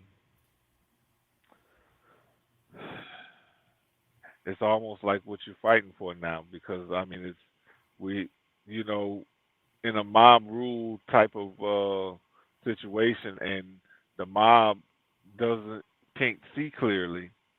You know You what? know, It's funny that you say that because just recently, I've been thinking about politics really heavily and like kind of like the philosophy of it and how how it bounces back and forth between um, one side or the other as the elections go on, and then it's kind of like a pointing fingers every time too. Like this guy, they fucked up this guy. I'm trying to figure out, I point fingers all the time. and it's like I gotta clean up this guy's mess and all of that. So yeah, I was thinking about it, and I was like, you know what, like the most stable countries have, I ain't gonna say totalitarian leaders, but they don't have a leader. They don't have it transition very often. Well, but I mean, but it depends on what you call stable. You know what I'm saying? I mean, that's a that's a dynamic that I think it's really depends on perspective because I mean I think and I guess what if you a stable economy, is that what It's you're a asking? stable society, period. Because look at what Gaddafi was doing. Like I was thinking about it really heavy, and it's like they start calling him up. Look at what Che Guevara or what's his Yeah, name from Cuba. but but you got to look at too who's saying that. Like when they No, talk I'm just about saying, look at what they did, what they accomplished, the stuff they accomplished for their people. yeah, but they different medias made him like he was a bad guy because they wanted him to stop doing what he was doing. But Exactly. I don't think that he was to the point where he was really, some kind of like truly an evil type person. Right. He was, he did good things with it. He made a balanced type of society for him, for his people. But um, you know, other I think countries, I think you there's a know, few names like that, and they all get bad reps because it's like exactly. supposed to be democracy and all of this. Yeah, but I mean, but when you start putting that tag on somebody who's doing right by his people, he's not, beating them up in the street, and like he's actually taking care of the people of the country. Yeah, they try to villainize them because you know their country, the people in their country gonna be looking like, well, damn, why you can't do what he's doing? And So I think I think also you need a stable leader over time to make change. And I think that's what happens historically. If you have your agenda, like, and you're trying to accomplish it, and then 4 years, now you got to run for re-election again. yeah, but I mean, I think that also, I mean, I don't think there's any government structure that actually is gonna be perfect because even with that idea where let's just say we went back to where we had kings and queens running for however long they were there, yeah, we end up with a steady economy, a steady flow or whatever, uh government, and but at the same time those were either rich or poor types of societies. There was like no middle ground. There's no, what I'm saying? There's really nothing for a lot of people to aspire to, personally, because shoot, if your daddy made shoes, you gonna make shoes too. You know what I'm saying? Like it's just the way it is. You know what I'm saying? So we But really have to kind of I look would at. argue that it's still like that, and it's an illusion. Even the democracy stuff is an illusion, and even the middle class is an illusion. I think that there's no real middle class. If there is, very small amount of people. No, it's definitely a Mostly middle class. I mean, there's definitely a everyone middle falls in rich class. or poor. Hmm?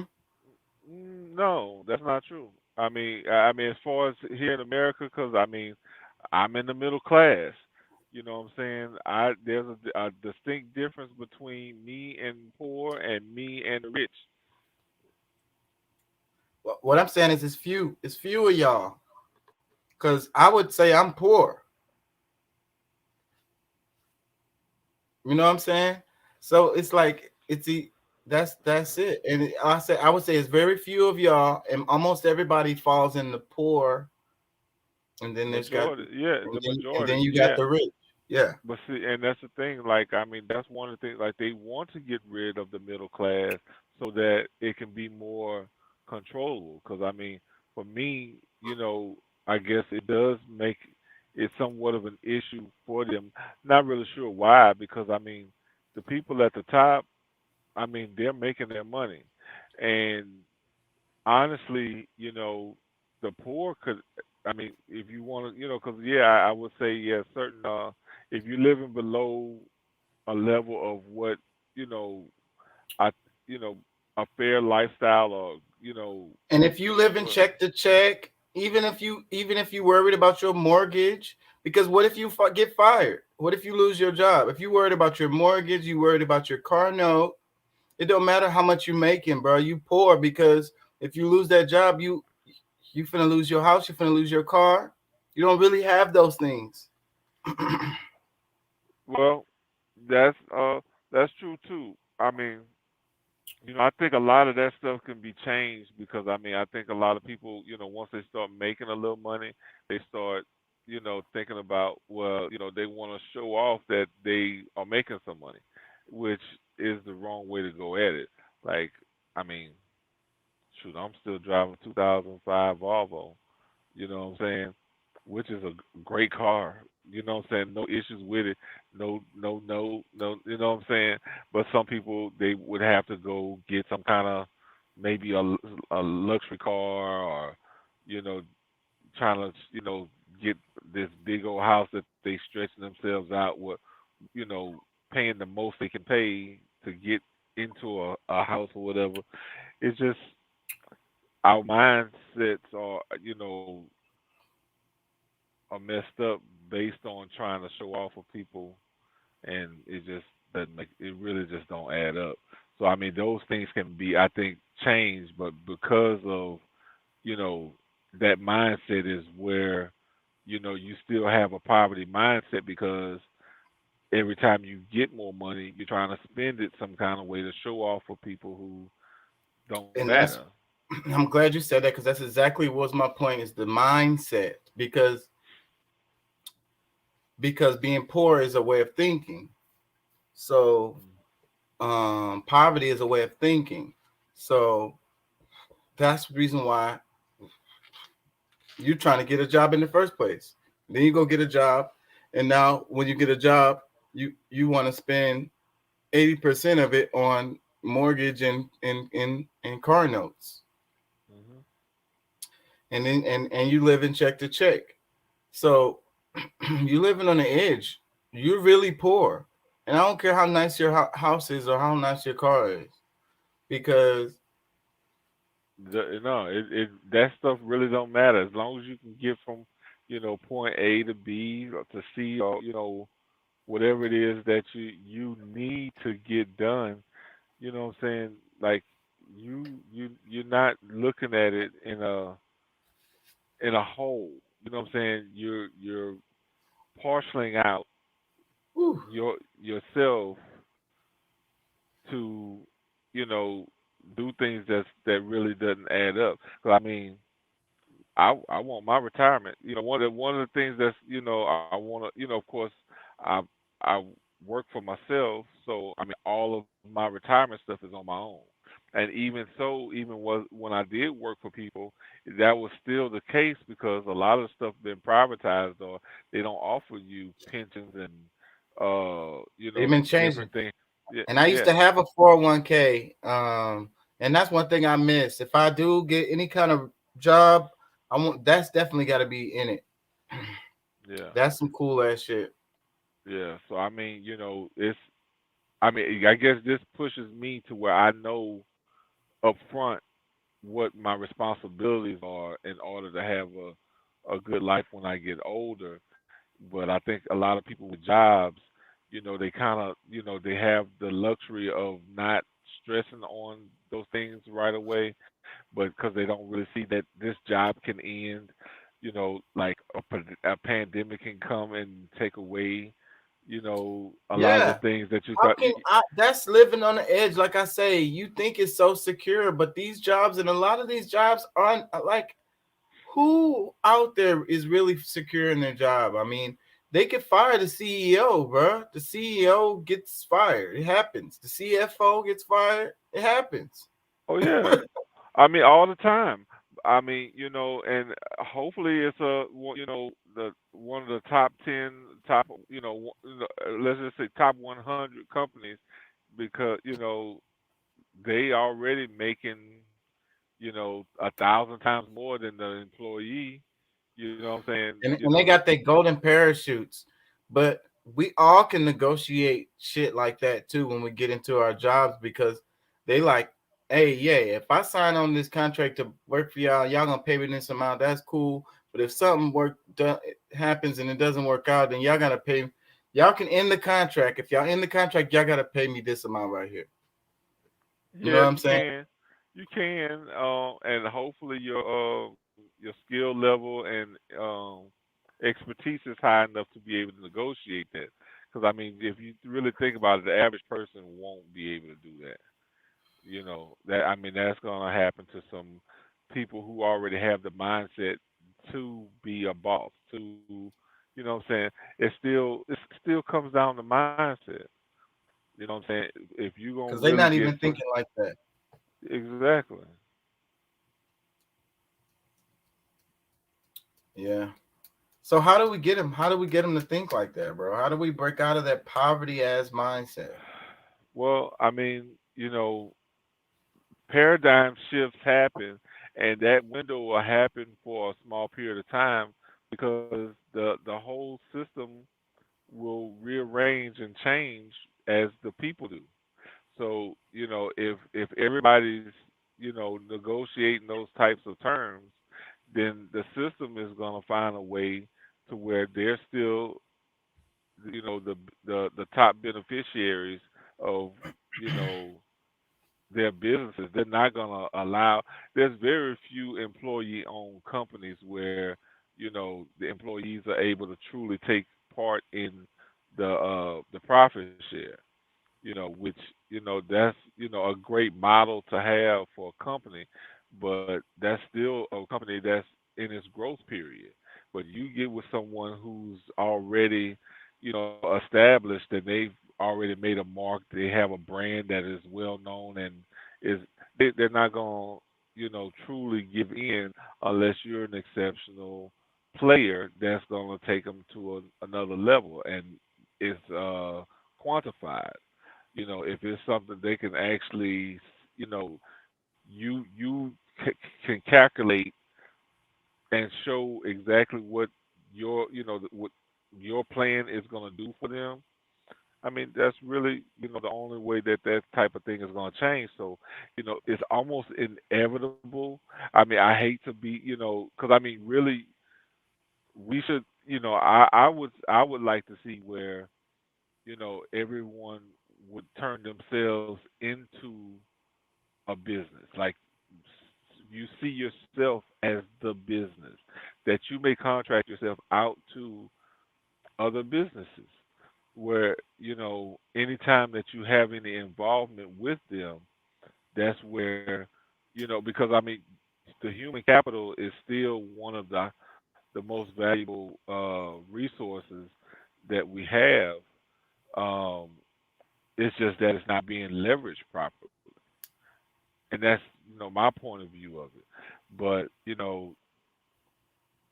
us being able to get half the people onto that is going to be would be a tough thing because most people are comfortable with just the way it is now.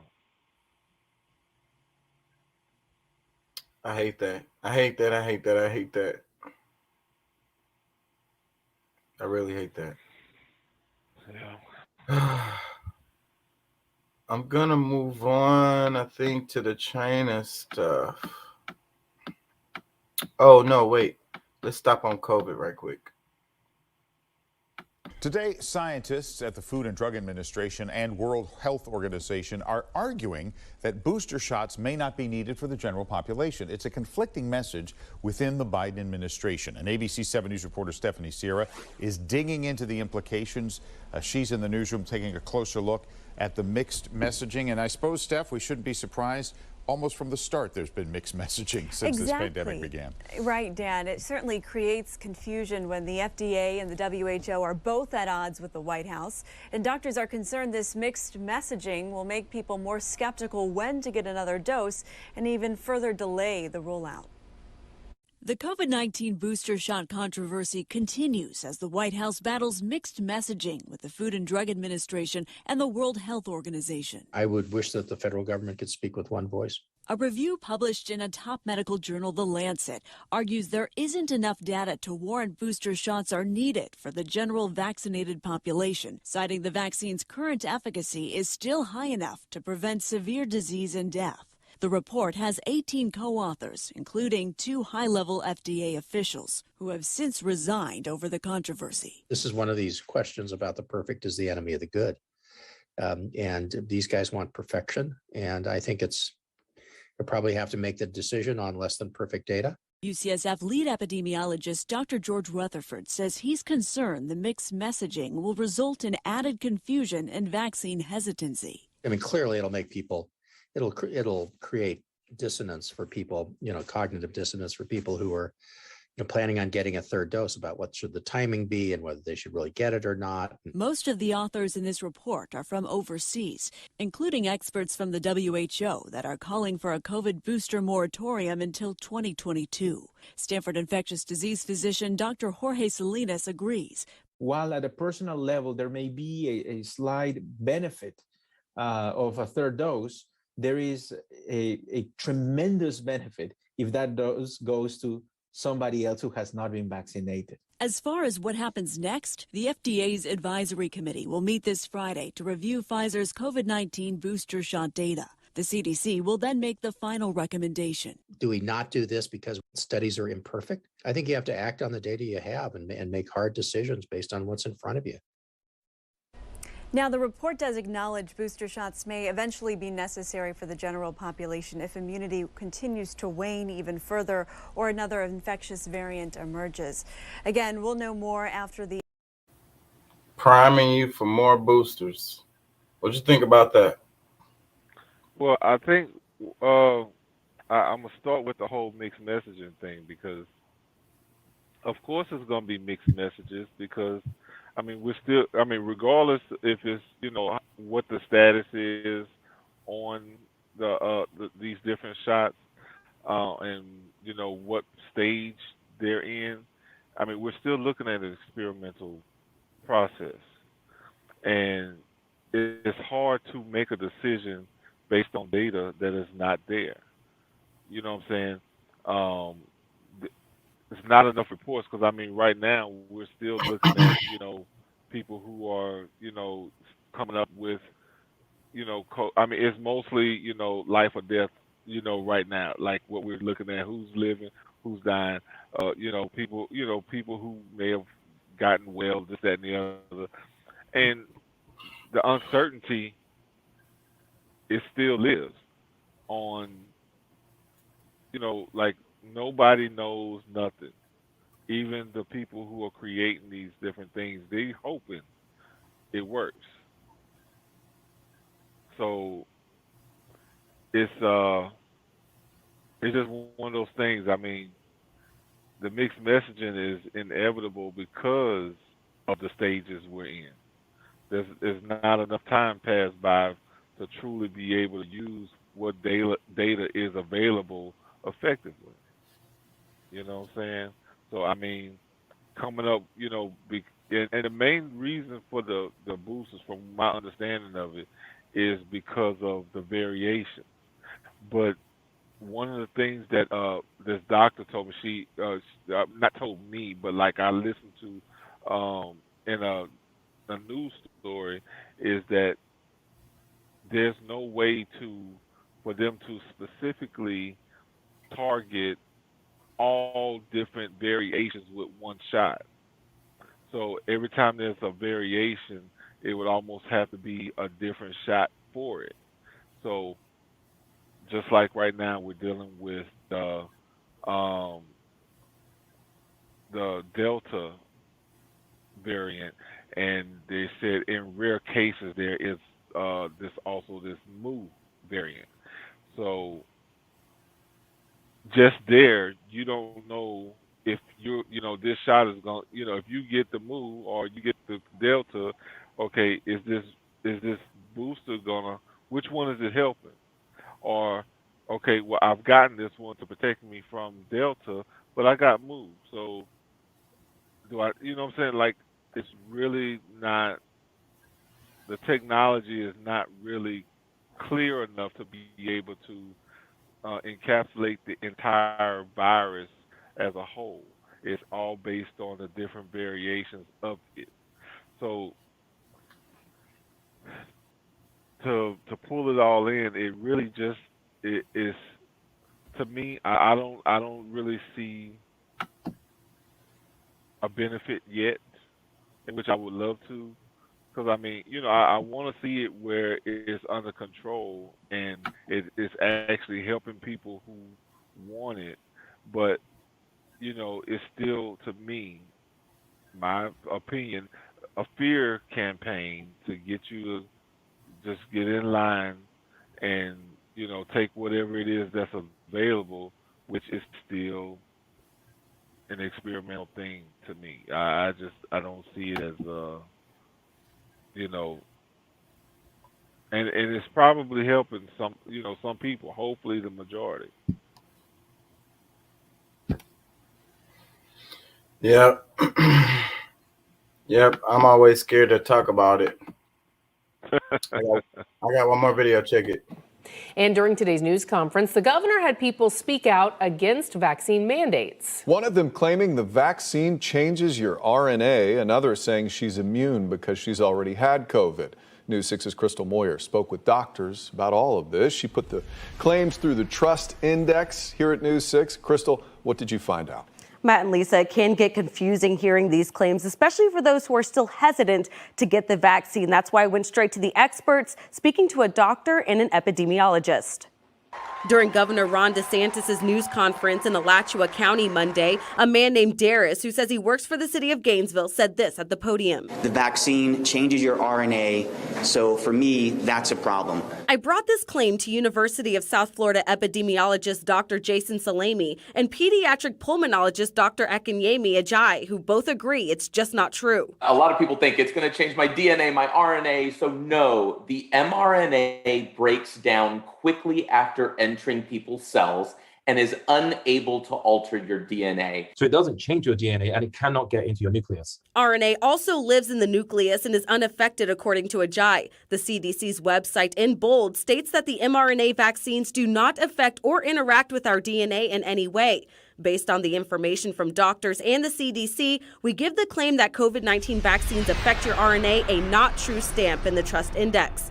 At a Tampa press conference Monday, Governor DeSantis said this. Israel did a study and they compared the protection from a previous infection versus the Pfizer protection. They found the Pfizer did provide protection, but the natural immunity was far stronger. Some doctors tell me immunity can vary depending on the type of infection, amount of virus in your body, or the type of vaccine. It's all antibodies as far as the body is concerned. Maybe there's a possibility if you've got, if there's a specifically engineered antibody type that is engineered specifically to a certain subtype of the virus, it might be different.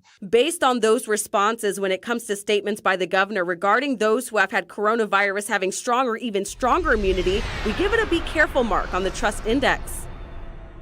Doctors tell me you can still get the virus if you've already recovered from COVID-19 and if you're vaccinated. They say the vaccine was created to form antibodies and lessen the severity of the virus and decrease death. What did you think about that? Well, I think there's some conflicting messaging and to have a trust index, I mean, it's for me to. I'm still hesitant on listening to one person when it comes down to something that's such an important topic, because you know none of us are perfect. None of us get it all right at one point. At any point. So it's like there's there's there's people who are doing independent studies. There's people who are doing combined studies, where they're collecting data from here, collecting data from there. But I don't think that anybody truly has it all figured out. But I think that when you really look at it from as holistic as possible, you really understand what these different things are meant to do and what they actually do. So, um, to say that RNA doesn't interact with DNA, I don't think that's true. But what am I? I'm just a truck driver. You know what I'm saying? I'm going based on science that I've learned that I think was more reliable or more you know unpoliticized um, than a lot of what we're hearing now. You know, or does information evolve and you realize new things? Of course. So yes, I listen. I try to understand as much as possible. All these different things, but you know them giving that trust label still kind of um, doesn't because there's certain things that I think that they're trying to lean stronger toward, and you know there's more research on the one that they're saying be careful with, and the one that they're saying trust is still under investigation. You know what I'm saying? So I don't know. It's still conflicting to me.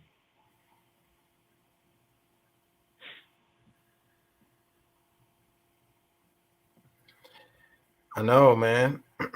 So which is it? I mean, I think when it comes to that, because I'm more on making my judgment based on my spiritual beliefs. You know, I believe I'm protected, and if I was to get it, that my body is strong enough to handle it. That's my belief, and I think that's what everybody has to kind of look at what they believe. If they believe that the antibody shot is good for them, that's what they should take. If they feel that the RNA messaging is best for them, that's what they should take. So I mean, for me to I try just to don't say like. that one I thing. mean, keep saying booster after booster after booster and shit. Well, and that's People and around and the see, world can't even get the shot. well, and see that's a part of what I'm having an issue with is that, I mean, every quarter you'll end up taking a new shot just to be able to cover whatever mutation that has evolved, And they're paying, and and they're making money off of that shit. that's, I mean, I would. I mean, I know a lot of people that hear me, they think I'm like just going into my conspiracy theory bag, but I think that was the biggest thing about the whole shot. I mean, we have a president that's actually telling people that the best way to prepare yourself for hurricanes is to get the shot. Did you see that? Yeah, yeah, I I saw mean, that. so I mean, at any cost, he's pushing this. Like whatever, any way he can push in that conversation of telling people to do it, like he'll use whatever subject that's going on this week or this month to try to push it. So, hey, look, I'm a choice guy. I feel like every human should be able to make the decisions on what they feel is the best for them because they know their bodies better than anybody else. So, I'm not trying to tell people that this this is bad, this is good, or this, that, and the other, because all of it is good and bad, depending on perspective. All right, let me play this. Check it out. Right now, drug counselors are warning people about a new drug trend called wasping. Joining us now to talk about this dangerous development is Trisha Benitez, a treatment specialist at addiction campuses. Thank you so much for being here with us. Thank you, this Nikki. afternoon. So first question for you, what exactly is wasping? So it's not as elaborate as we may have thought. It is essentially people are combining now insecticides such as the Hornet sprays and Raid to current drugs, and the most reported one right now is meth that they're adding this to. Now, when we talk about Raid, these kinds of products, they're used to kill something. Sure. How dangerous are the chemicals that we're talking about here? I mean, they're extremely dangerous, right? So they're killing insects pretty easily, but it's only a matter of time before it takes serious ramifications on a human brain or body. So it can cause lung collapsing, it can cause brain damage, it can cause catastrophe within someone's life. When we hear something about this, I think it's pretty shocking to a lot of people that someone would use insecticide as a drug. Why? Why are they doing this? So it goes back to the same reason of why people who have addiction, right? A lot of it stems from a lot of trauma. However, people are coping with their types of trauma their own certain way. What that means is if somebody has been feeling this sense of a high or sense of feeling as good as by utilizing, in this instance, meth, by adding something to it, they're thinking they can. No, that's the dealers adding that shit onto your shit before they give you your shit. That's what's happening. Well, you know what? I don't know. I mean, especially when you get to meth, that's not one of those things that I'm familiar with on, the experience. But, I ran across it to be able to sell. So I don't, you know what I'm saying? I didn't do very well with it because, the people I knew just like, oh, hell, I don't know what the hell that is. But, like I think that whatever the chemical makeup is, it probably isn't. I mean, all of the things that I've seen that come from it, like the people that has used it, usually, like I saw this guy, like super healthy, guy I knew, before, and then after seeing him use it, like sunken face, like, like it's whatever's in it is not good for you. Like, I don't think that that's something. Well, she was just talking about meth specifically, but no, they're doing that across the board, and that's what the reason why I played that video is because I'm sure niggas is putting shit like that on the weed too, like all the different drugs. Just that's a good possibility, man. I mean, I'm afraid of everything at this point. Like, I would love to be able to smoke some pot, but I don't even fool with it no more because the way it makes me feel. Like it's not enjoyable to me. So, did you see the trailer and the page ad and two little videos, the clip videos? Where? That I made. Oh yeah. Well, I know I saw one of them.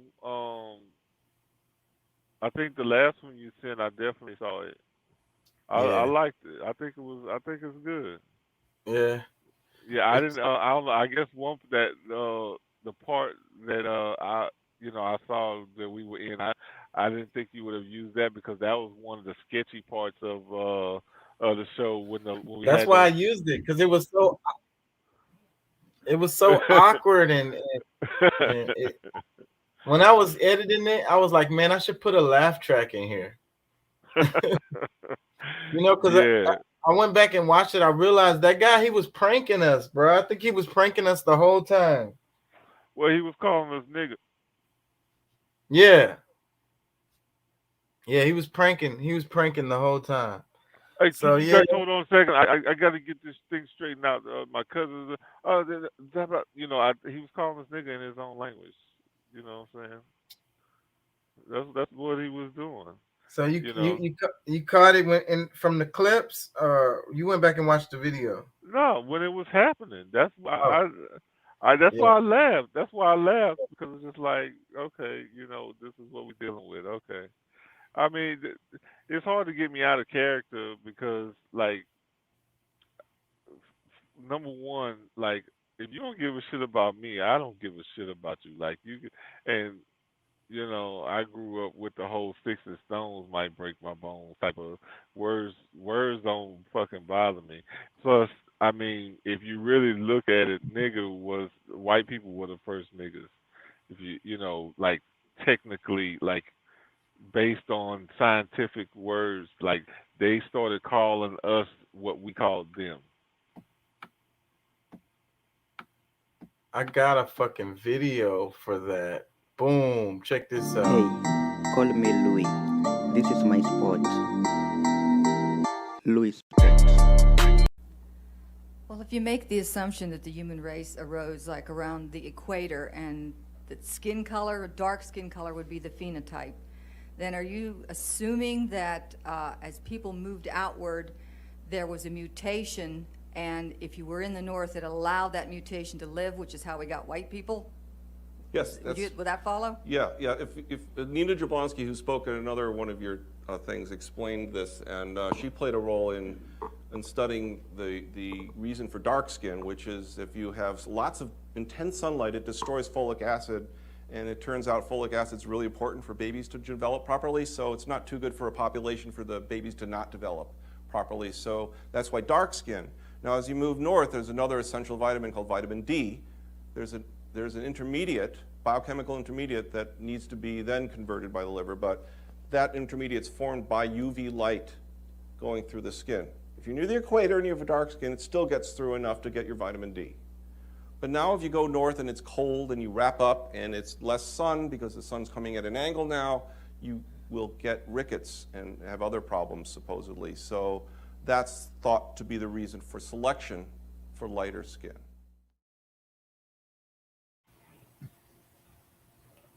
What'd you think about all that?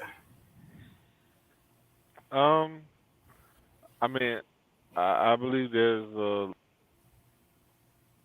a lot of truth to that because, I mean,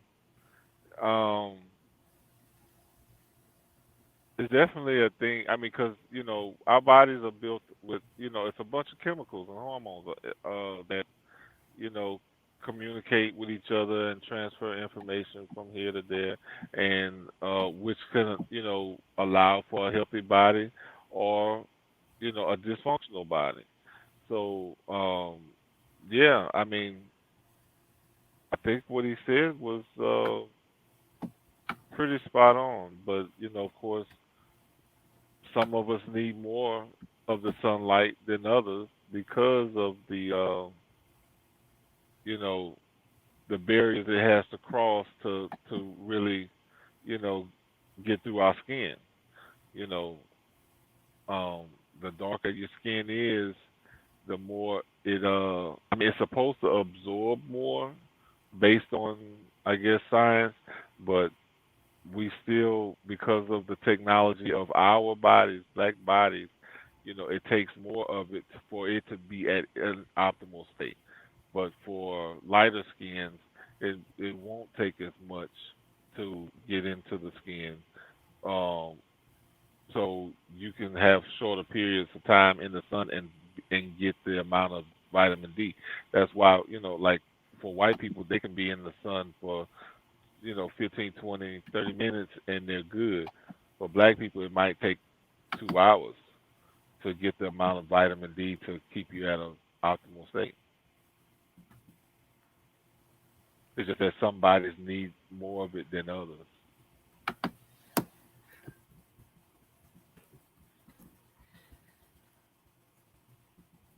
I was supposed to have somebody else join today, but people be, I don't know. I guess it's so late. It be late. I'm about to put you. I hope it's not me, cause like with what is your crazy partner, damn, why can't I think of his name? That's what Curtis, I like. No.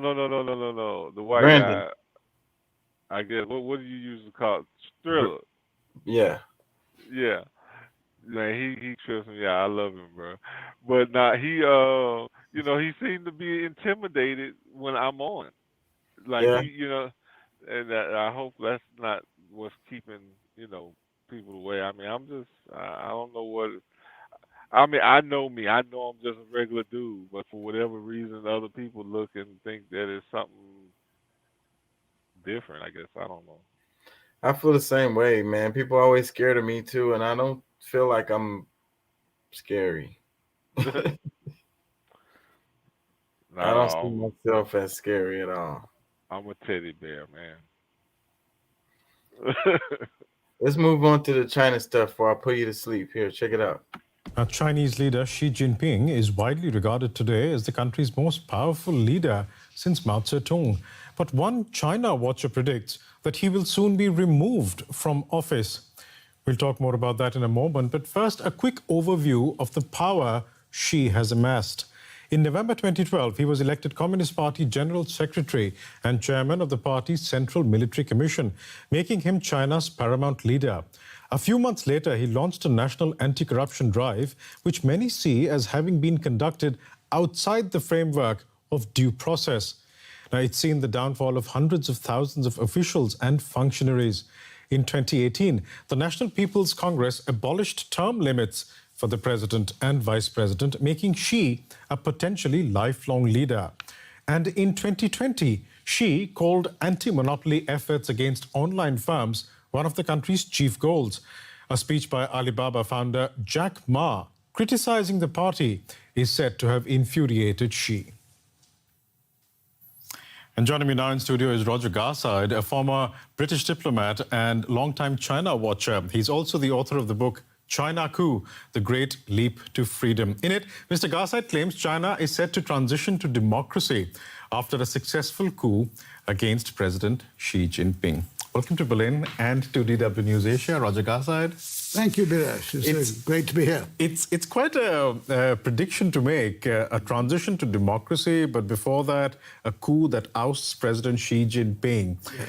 Why do you say that? On the basis of what? Well, 3/4 of the book is factual, 1/4 is semi-fictional. And the 3/4 says why. This dictatorship, which is a totalitarian dictatorship, not an authoritarian regime. This totalitarian dictatorship is outwardly strong, but inwardly weak. And I could run through some of the weaknesses if you like. But then, when you say it's weak, you're saying that that is what is going to lead to a coup? So it's going to be something that will happen from within the ranks of the Communist Party? Is that what you're saying? Within the top ranks of the Communist Party. But with an external force acting as well.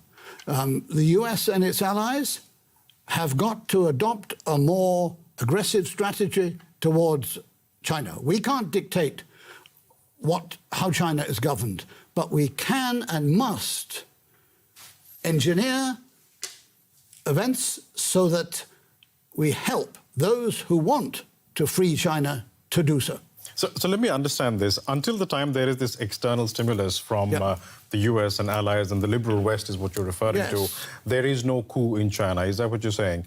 You almost seem to sound that you're laying out a prescription of how to bring about regime change in China. Yes, but it's not a question, as I say, of dictating or imposing a change on China, but with working within the forces, with the forces which are within, to achieve a free China. What do you think about all that? Well, I don't know. The audio was a little choppy, so I didn't get to hear like word for word what they're going on. But I somewhat still understand what's going on with China, and that external force that they're talking about is, the Manchurians. The real name for China is Manchuria, and it's kind of the same kind of dynamic of what was going on here in America before, where there was Morocco was the leader, if you want to say king or emperor or whatever force that was at the helm, or if you want to say president, whatever, operated outside of that government, but had the power. Like there was, like, the Manchurians are pretty much the black, quote unquote, black uh, Asians that really holds the power over there, and based on what they implement is handed down to the president, the person who's sitting there. Because it's kind of the same thing that goes on all around the world, and I think that's why a lot of stuff is starting to, they're trying to get back to this one world, or trying to achieve the one world government that almost came to be back in I guess, the last millennia, 1,000 years or so ago. So it was almost accomplished then by us, but of course different forces came together and they changed it up because they didn't see fit for it to be that, I guess, at that time. For whatever reason, they're trying it again. But that, I don't understand the difference between the totalitarian and the authoritarian style of government.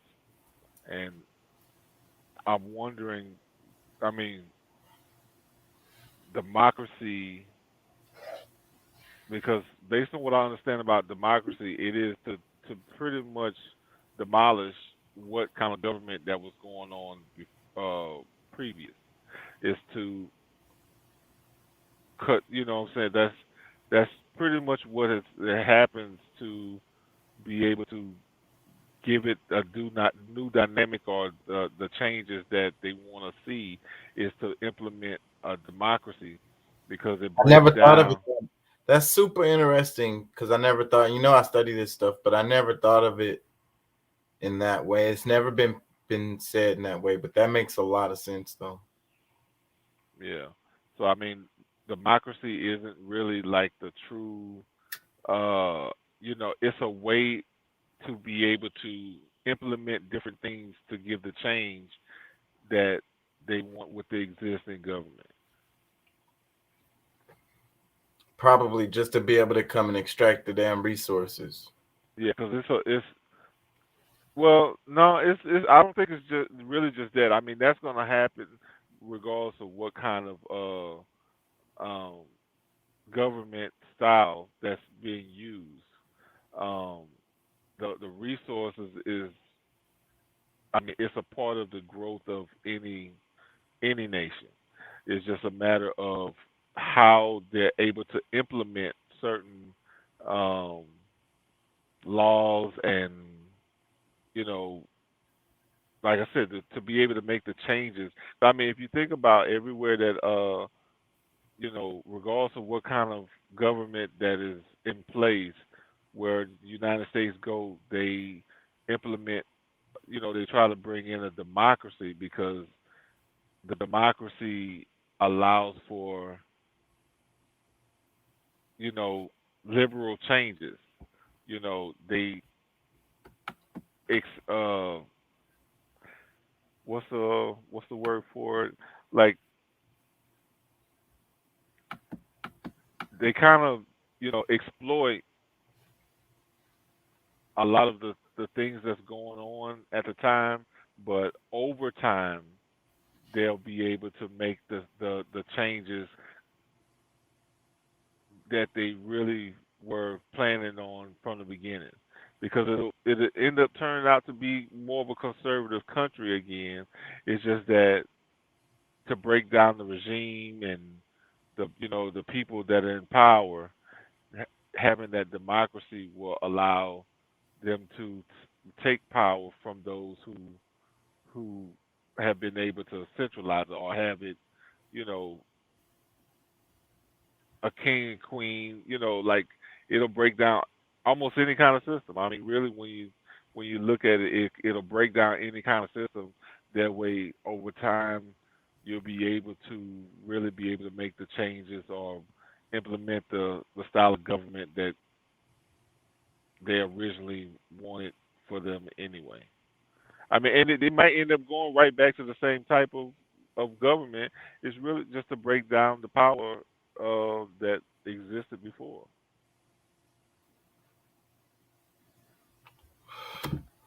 I want to play a video explaining why. This is why the U.S. is so mad and shit.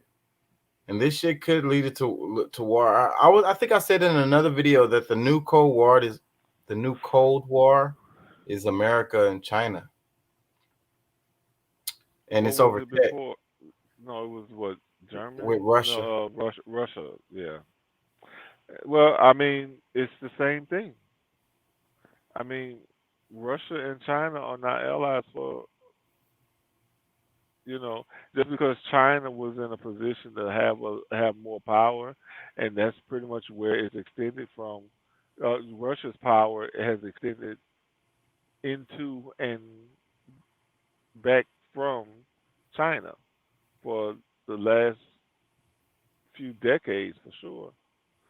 So, So but China's the big dog now, though. oh yeah, I mean they're the more consistent, and you know, I mean we got to realize like there's a lot of games being played all across the world that we, you know, I guess can be calculated into theories that's actually realities because people, the average person, can't conceive, you know, people being that way, which I can't understand at all. Like, I mean, how can you see it to be impossible for people to try to do something like this when, I mean, they've already psychologically figured out most people based on the way you vote, based on the way you live and the eat, you know, like all these different things.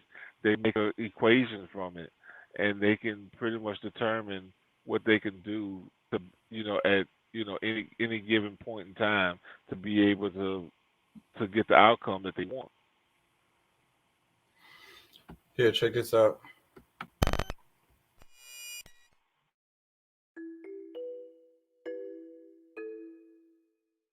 No U.S. web company has really cracked China, and it's time they stopped trying.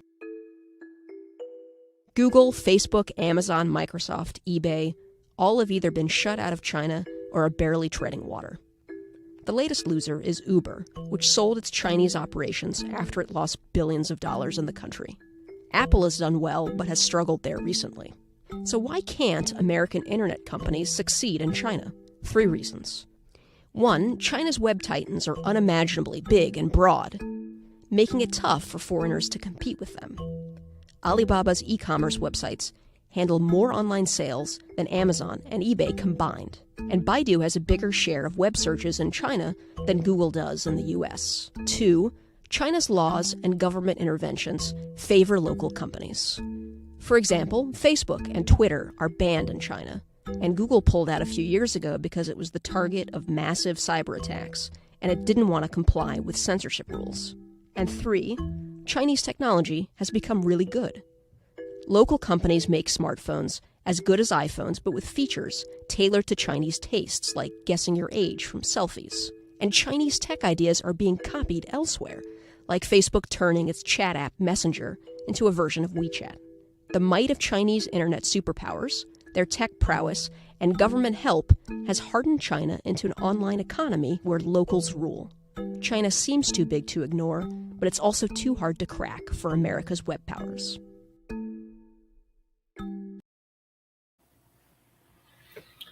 That's the reason. That's the reason that all of that shit, when Trump was talking about China, China, China, China, and all the shit in the news right now, the real reason is because of that stuff there. Oh, and I know. I mean, the one thing, I mean, if you're truly in competition with anyone. You don't share your all you don't share your improvements or your new tech with and the ins and outs of it with your competition because you know and once it's I mean of course once it's out there it's out there, but the way that some because like China they reverse and like they're taking things reversing the way we may look at everything where it'll totally change their outlook. Plus the capitalist, because I mean they deal with capitalism as well, but not to the extent where it's a bunch of private companies that they just pretty much like we could be way ahead in technology as well. Like we were in position to be forever, like perpetual winners of the race. But because we have a government, we have a system, we have private companies that can, make these deals with other countries to where, they'll sell us out. You know what I'm saying? Like, and I mean, they've been doing that for so long to where, they.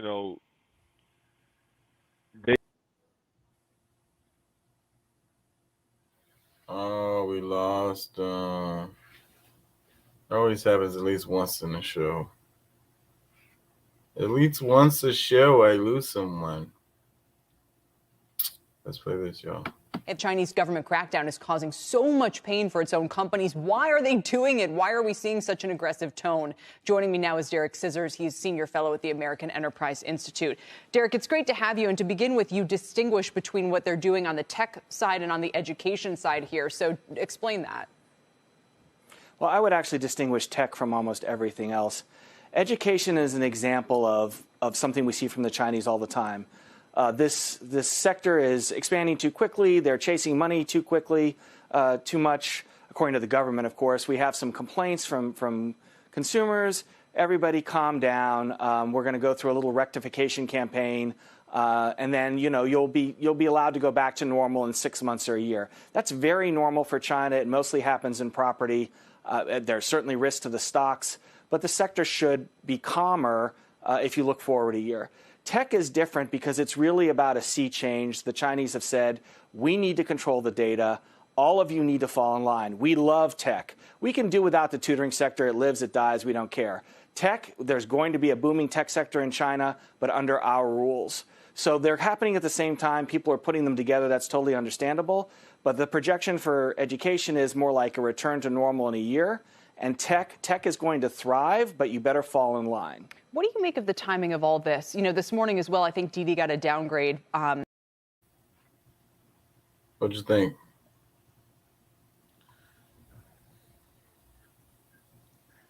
Well, I don't know. Cause I was still trying to, I guess, somewhat process what I just heard. Cause, I mean, China, I think, is already doing that, whether it's legally or illegally. They want to, by them wanting to control the data, they're, utilizing it in ways that others are not.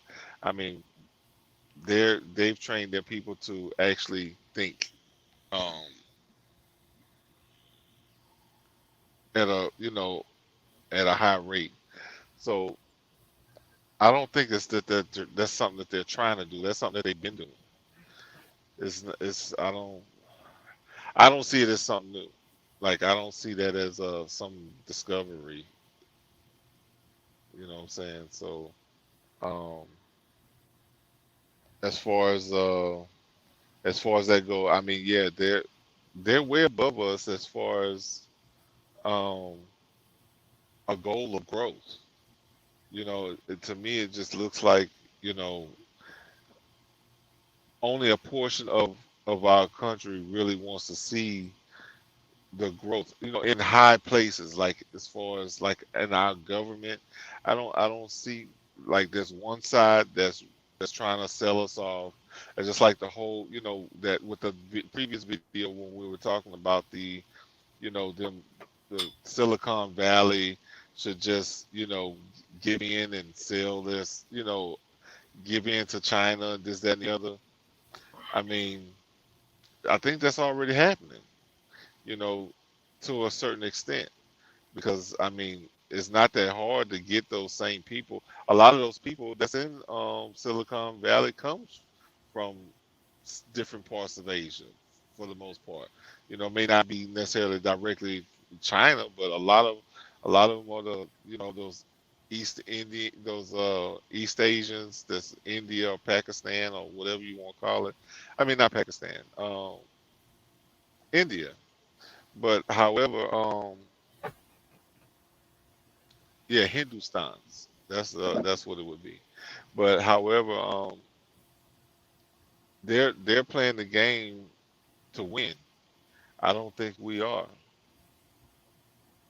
I mean, I think everybody's just pretty much just focus on the dollar.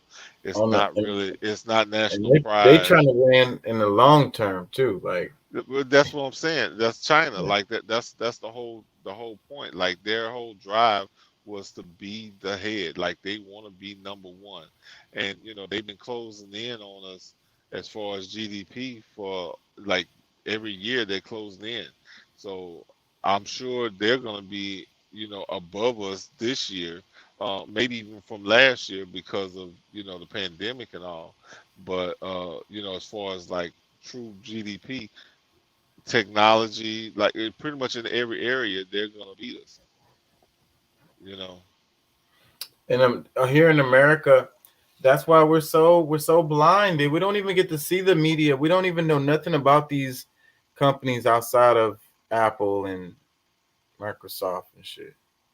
Google. Yeah, I mean because and the way it's set up, and I think the way they doing it, they could propel faster, but when they find somebody who's got the brains to be able to propel or this, that, and the other, they'll still like they won't let that private company grow. They'll try to maybe do somewhat of a license deal or some kind of deal that buys them out, That's and what I'm saying. and then they harbor that information and possibly even sell it to sell it to China. I mean, a lot of people don't realize like a lot of like if I was to say that China already owns most of California, and the rise in taxes and people not being able to afford to live there anymore is to be able to truly be able to take control, like to move out as many people as possible, which is already happening. Most of Silicon Valley lives in Texas now. Some of the headquarters are still over in the west, whether it's Seattle, you know on down into Central California. So you know that's the main thing. Like, there's no true national plan that everybody's in accord with. It's everybody for themselves, and that's where the majority loses. And I'm getting tired. I'm gonna run through these last two videos. Check this out. Got some breaking news. The Financial Times reporting that President Biden had made a phone call to President Xi Jinping of China last week, asking for a face-to-face summit. China is not answering the phone call. Joining us now, New York Congresswoman Nicole Malliotakis from House Foreign Affairs. Congresswoman, this is serious stuff. China appears to be ignoring the White House demands for a summit. Your reaction to this? Well, I'm not sure that Beijing has much respect for the president, and that is definitely a problem. First, you saw them unleash a virus in the world, and the president refuses to hold them accountable, to demand the origins be fully and thoroughly investigated to determine that it came from the Wuhan lab. Then he re-enters the Paris Accord, which gives China and India an upper hand and doesn't require them to be in a level playing field as America. Now they've been watching everything that's happened in Afghanistan, this hasty, disastrous withdrawal. And I'm sure they're thinking about taking steps with regards to Taiwan and Hong Kong. That's what their priority is right now. And unfortunately, the president has put them in a situation where they have a position of strength.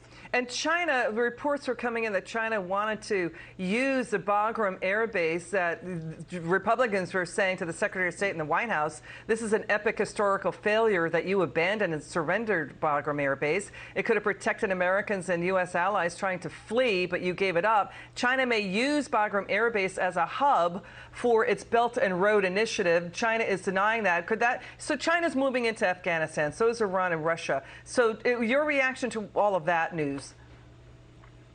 Well, China's moving in everywhere, and that's really what the problem is. Even very close to our homeland here, 90 miles away in Cuba, you see what they're doing in South America. And Afghanistan is the latest thing. And, that's the thing. When Secretary Blinken says that they have leverage against the Taliban, I don't know what leverage he's talking about, quite frankly, because if it's monetary leverage, China's going to fill in the void. And so, this is something that should be very much concerning, and this is all of President Biden's doing. Congresswoman, you grilled the Secretary of State. We had Representative Michael McCall of your committee, House Foreign Affairs. He's a ranking Republican. He brought up this issue. He asked Secretary of State Blinken whether Russia's leader, Vladimir Putin, threatened President Biden. Blinken didn't answer the question. Let's watch this. And my last question is it true that President Putin threatened the President of the United States, saying he could not build intelligence capabilities in the region? This is an important question, and one that in its detail and substance I think we need to take up in another setting. Okay, so when you see him not answering, Congresswoman, does that tell you that, yeah, that happened? Well, yeah, some of it is classified and you can't say it publicly, and other... What do you think about all that, man? Same stuff we've been preaching for weeks. They want to go to war, man. They want an excuse. Well, you know what? People, maybe a little reminder that, it was such a big deal when Trump was trying to negotiate fair deals between China and, the different embargoes that he was putting in place to, actually get a fair deal, was respected by China and, different countries. We, I'm saying we, but like us as Americans, like, oh man, Trump did with his crap again, and then blah, blah, blah. But look at what's going on right here, right now, because the type of shit that a lot of the international know that we haven't, fully been exposed to here in America is the truth about that virus. And that's what's pissing them off more than anything, because they know. And, we will be upset with China and Russia and all these other places, but they're more looking at it on a humanitarian aspect where, like, this can't happen in our world, and we expect things to go to be good. So yeah, they're pissed off. I mean it's simple. I mean, it's really that simple. I mean, but it is an election. It's midterms is coming, and then after that the national elections are going to happen. So are we having what I don't know what seats are coming available. What states seats? I would have to look at it, but it's a bunch. It always is, man. It always is. And like I say, this is what the next election going to be. The next election is going to be, the masks, the mask mandates, or the jab, the jab mandates. We need some secure people in the House, of Afghanistan and China, and they're gonna be like, "Oh, y'all being weak. Y'all just let Afghanistan, let the Taliban do what they want to do. Y'all just let China do what they want to do. We need a strong leader." Well, I don't think that anybody really can change what China's doing right now in the world. They're actually setting the precedents of the world, and filling voids where the top powers supposed to. Like, I mean, America should be in a position where they're actually filling in some of these voids. Um, you know, because I mean, shoot, they just mentioned it just there. Like, I mean, they're in Cuba, they're in South America, they're in Afghanistan, they're in all like they're in a lot of these key places where you know a lot of things can you know a lot of troublesome things could happen, and they're there to stabilize and keep things, or at least somewhat policing certain things that can be troublesome to the entire world. And America's backing out and doing, like stuff that they took a stance on, and the world kind of somewhat, I think the way they got into some of these countries was not necessarily, you know, popular at the time, but it was really the right thing to do during that time. So, they gave us the whole the pony show here in our media, but in all actuality, I think Bush did was what was needed to do because of all the things that was going on. But China, Russia, and all these other people, they're on the international stage where they understand what's going on, and by them backing out, I mean, I think a lot of them backing out has to do with the finances. You know, America is has dug a hole that take shoot probably another thousand, a couple of hundred years to refill. So I think yeah, they definitely see the weakness. Like, I mean, if we would have had Trump in office another term, I think we could, we would not just have the respect, because I mean, I think that a lot of people look at that on the surface as is a like him being somewhat of a bully or whatever. No, I mean, he had, views and a process that the, the world really could see and understand. If you're not on that level, you probably don't. You probably wouldn't understand it and just see him as a bully. But, he's somebody who's actually trying to build strength within his own country. And that can only be I mean, that's something that can only be respected. But if you bowing down, the only real agenda you have is fucking trying to put shots in people.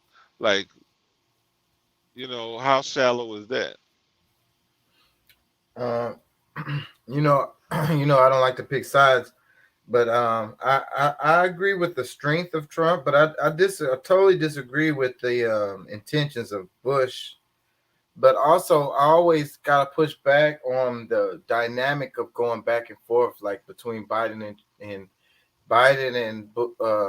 Trump, anyways, because at the end of the day, like I say, the military industrial complex is the agenda. The foreign affairs agenda is written by the military industrial complex and has zero to do with who's the president. Well, yeah, I guess I have to respectfully disagree as well, because I think it has a lot to do with it, because I mean the leadership, the person, when there is a plan of action, it starts at the top. And in order for our military to make any moves, it has to start with somebody. And the chief, what I'm saying, it starts with the chief. So when your focus isn't a holistic one, it leaves it's a lot of it shows a lot of weakness there. Because I mean, if I'm to be honest, at least in my opinion, Biden is on a money chase, and he doesn't necessarily care about America. You know what I'm saying? Yeah, but I agree with that actually. But because what I be saying is on the Democratic side, most of the time it be about money. So, but they be having different agendas. None of them don't give a damn about the people. At the end of the day, most of the time, right? On no Um, matter what side they on. well, I mean, I think there's levels to it because I'm sure there's some that really do care about the people. I mean, we had Gaddafi. I mean, that's one of the great examples. I mean, a lot, that was actually in power or uh, in the position of in the black where they were had surplus. But a lot of the examples that we'll see where they care about the people, they're usually in a poor situation where they're trying to fight to get in the position.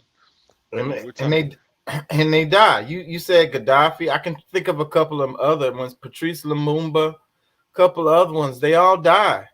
yeah, well, and I mean that's a part of that whole, that's when you're doing the right thing and you're presenting you know you're showing people how things really can be by doing the right thing and be prosperous, and the other countries, nations, can actually see that, and their country is really the the tormentor of the planet, of the world, where you're rich, you got all these different things where you could be sharing more with your people and you don't. That's when, you know, that example cannot be there for you to complete your terror. I think a lot of people do not understand that. And you can understand geopolitics a lot better if you think about it in that way, because that's what's happening with Venezuela, with Cuba, with Haiti, even. I mean, even though like those examples I just made, sometimes the leaders may not be, but a lot of times they do have leaders that really are looking out for the people. And when they do that, that's when they're setting an example for the rest of the world. And then when it's successful, that's an example that countries, the Western powers can't have.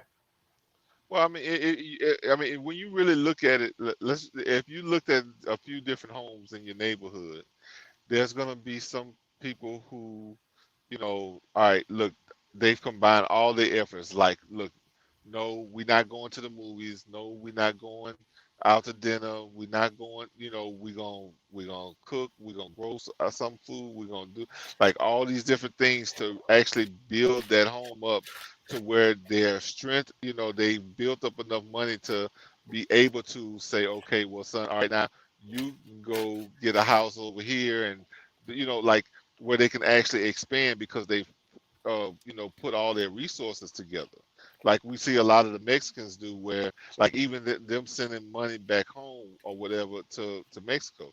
I mean, they're I think that's what a lot of these countries are doing to where they can build up, where they can expand and go outside of their home to do other things. And that's really how we kind of had to look at some of these nations, because that's the point where they're at. Like they've you know had a lot of destructive, whether like with Haiti, like I mean earthquakes, storms, and this, that, and the other, that has brought their strength down, or weakened their economies or whatever. So we just have to kind of look at it as simple as you can to really get to the basis of why these countries are operating the way they are. It's not necessarily that they're just bad because they're not letting their people just run out there and do stuff freely.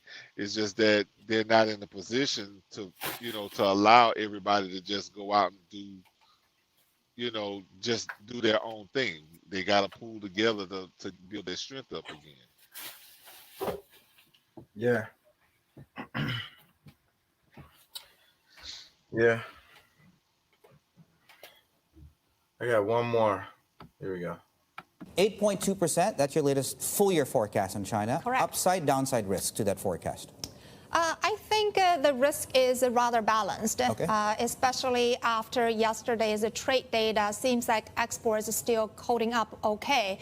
And if we don't have another round of virus outbreak, I think our forecast looks reasonable. Of course, you could get export surprise to the upside, or we get another wave of local outbreak. So I think the risk is balanced. This is really confusing me. New export orders have been pointing down, yet exports have been holding up. Could you explain that discrepancy for us? Yeah, we got a lot of questions on that divergence. And when we look at the data, I think a couple factors. One is that exports new order, that's more about the volume, how much you're exporting. The customs data in terms of a dollar amount, that's value. So you have both the volume and price driving exports value.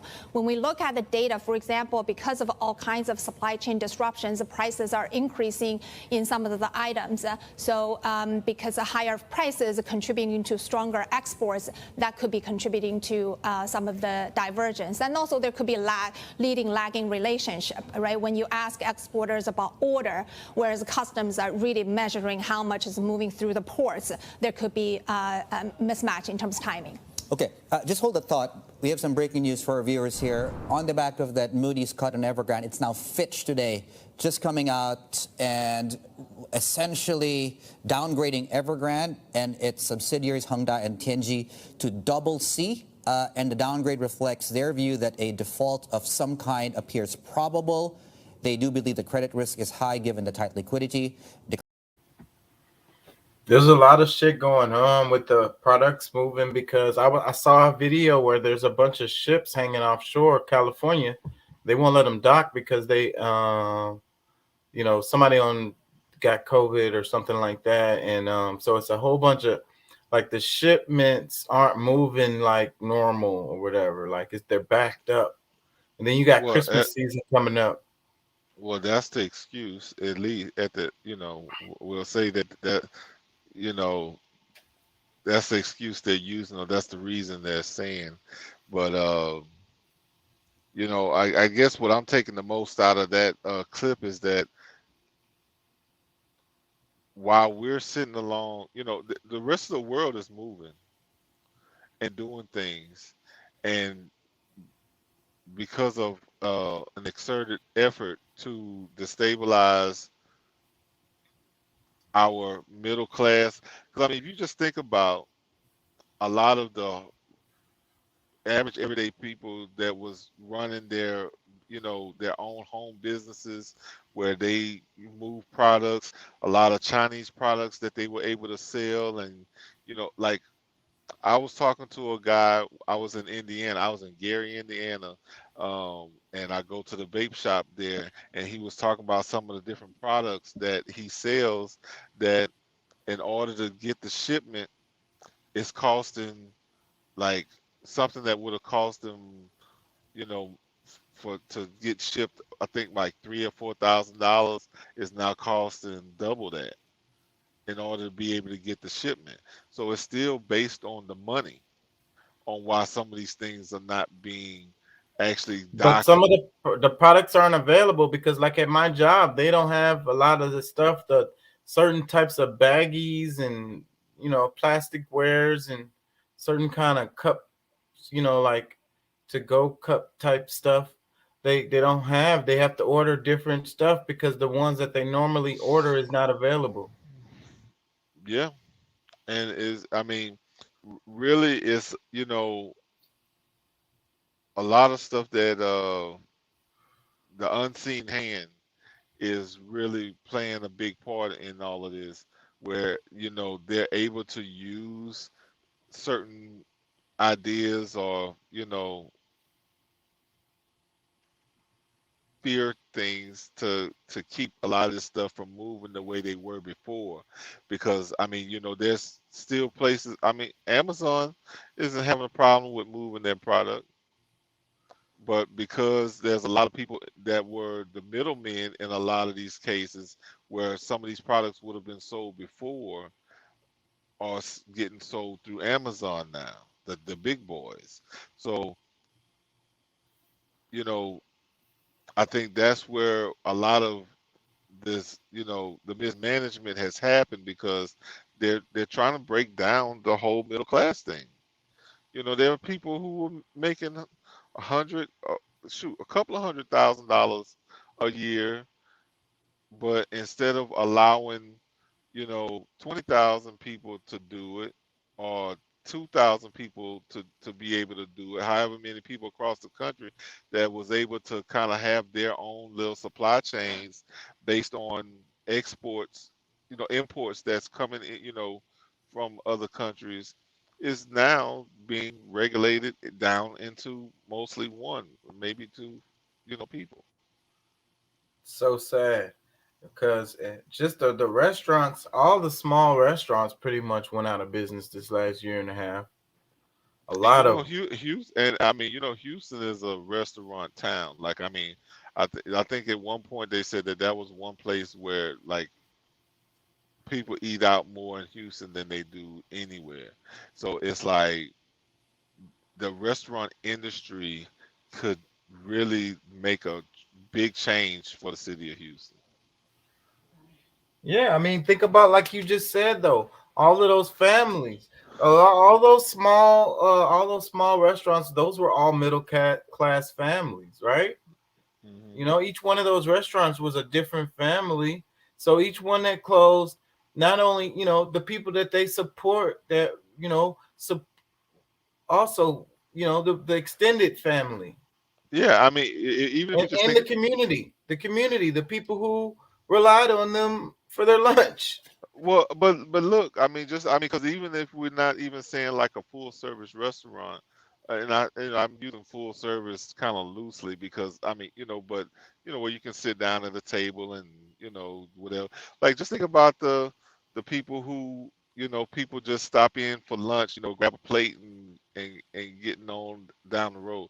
A lot of those people who weren't able to meet the regulations or didn't get the stimulus, a part of the stimulus that would have allowed them to be able to still, put up those, you know, like the 6 feet thing, all those different regulations that they made for the restaurants to have, or they have to shut down. If they, if the stimulus, that money would have been shared properly, a lot of business would have been able to stay in business. Or if they were rich enough to just do it on their own and figure it out later, you know it would work out for them. But for the small businesses, which would still could be considered middle class, because a lot of those little, even the food trucks, those food trucks, shoot, are making 100, 200 in profit a year, easy, a lot of them. So, I mean, it shut down many. Because I mean, how many food trucks are there in the Houston area? Not just Houston, but also the surrounding A areas. lot, a lot. You you know what I'm saying? So, man, it's ruining, like it's truly ruining our economy. And back on my conspiracy theories, I really feel like it was set up. It's not what ended up being used to combat all of that, because they knew what, that's the thing, like they're not stupid people. Like, they know how to be, like, they know what kind of regulations they can set based on certain things. So they knew that they was going to be able to shut a lot of those people down. You know what I'm saying? Like, they knew what kind of effect it would have. So it's it's real sad, because I know it's a lot of people that's, I mean, taking care of their families, that's not able to do it that's the same way anymore.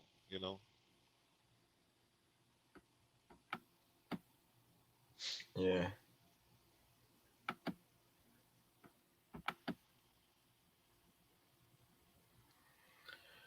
I'm playing with the program and shit. I'm still learning and stuff, bro. Like it's so cool, man. Like I've been learning about editing and files and shit. I'm fucking with it right now, but I was looking for, because I was gonna change my little logo thing. I got a guy working on something for me. I don't know what I want to do though with like the channel, like the way it looked. Do you ever go to the channel page and look at it? No, I don't think I've seen the channel page. Yeah, a lot of people probably don't ever see it, but just like regular stuff, like the way the screen looks. Maybe I'll put like a little logo will be here while we're talking.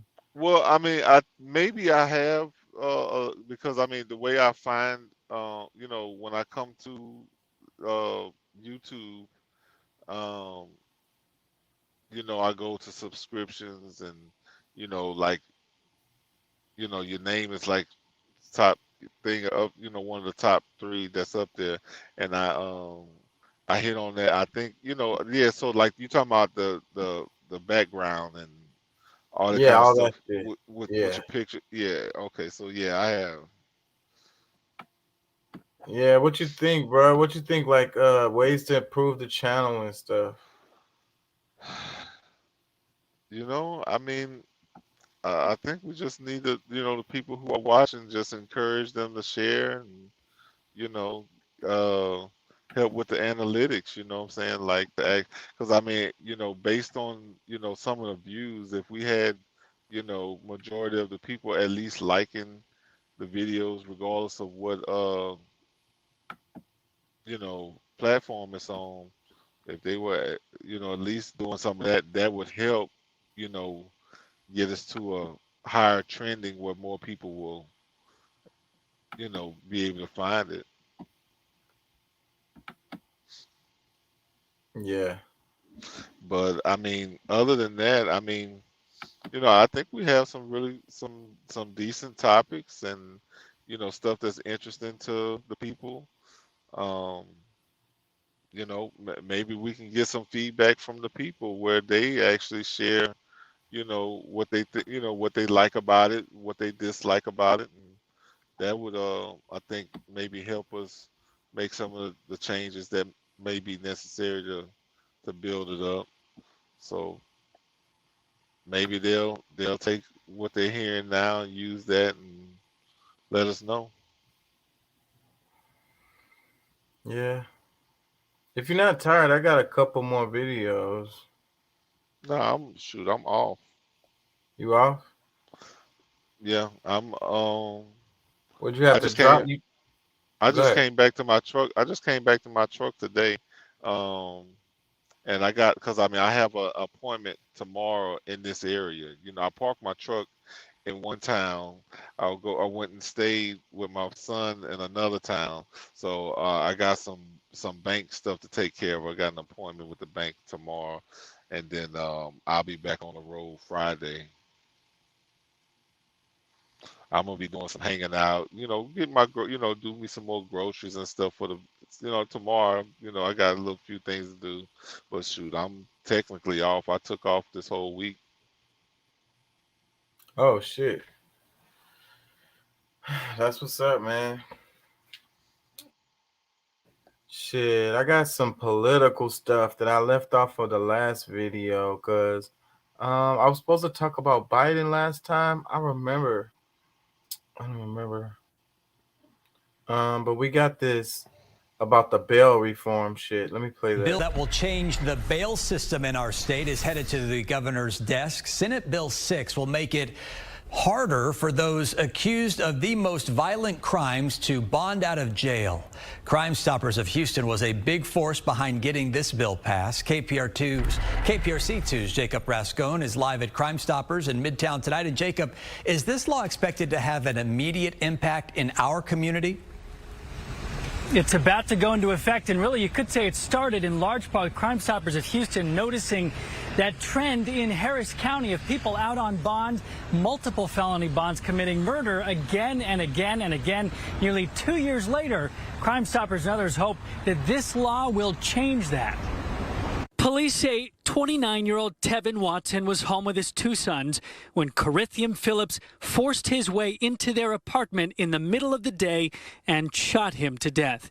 Corithium was out on 8 felony bonds at the time, on charges including aggravated assault and felon in possession of a weapon. Which in street terms means a get-out-of-jail-free card, which makes 0 sense.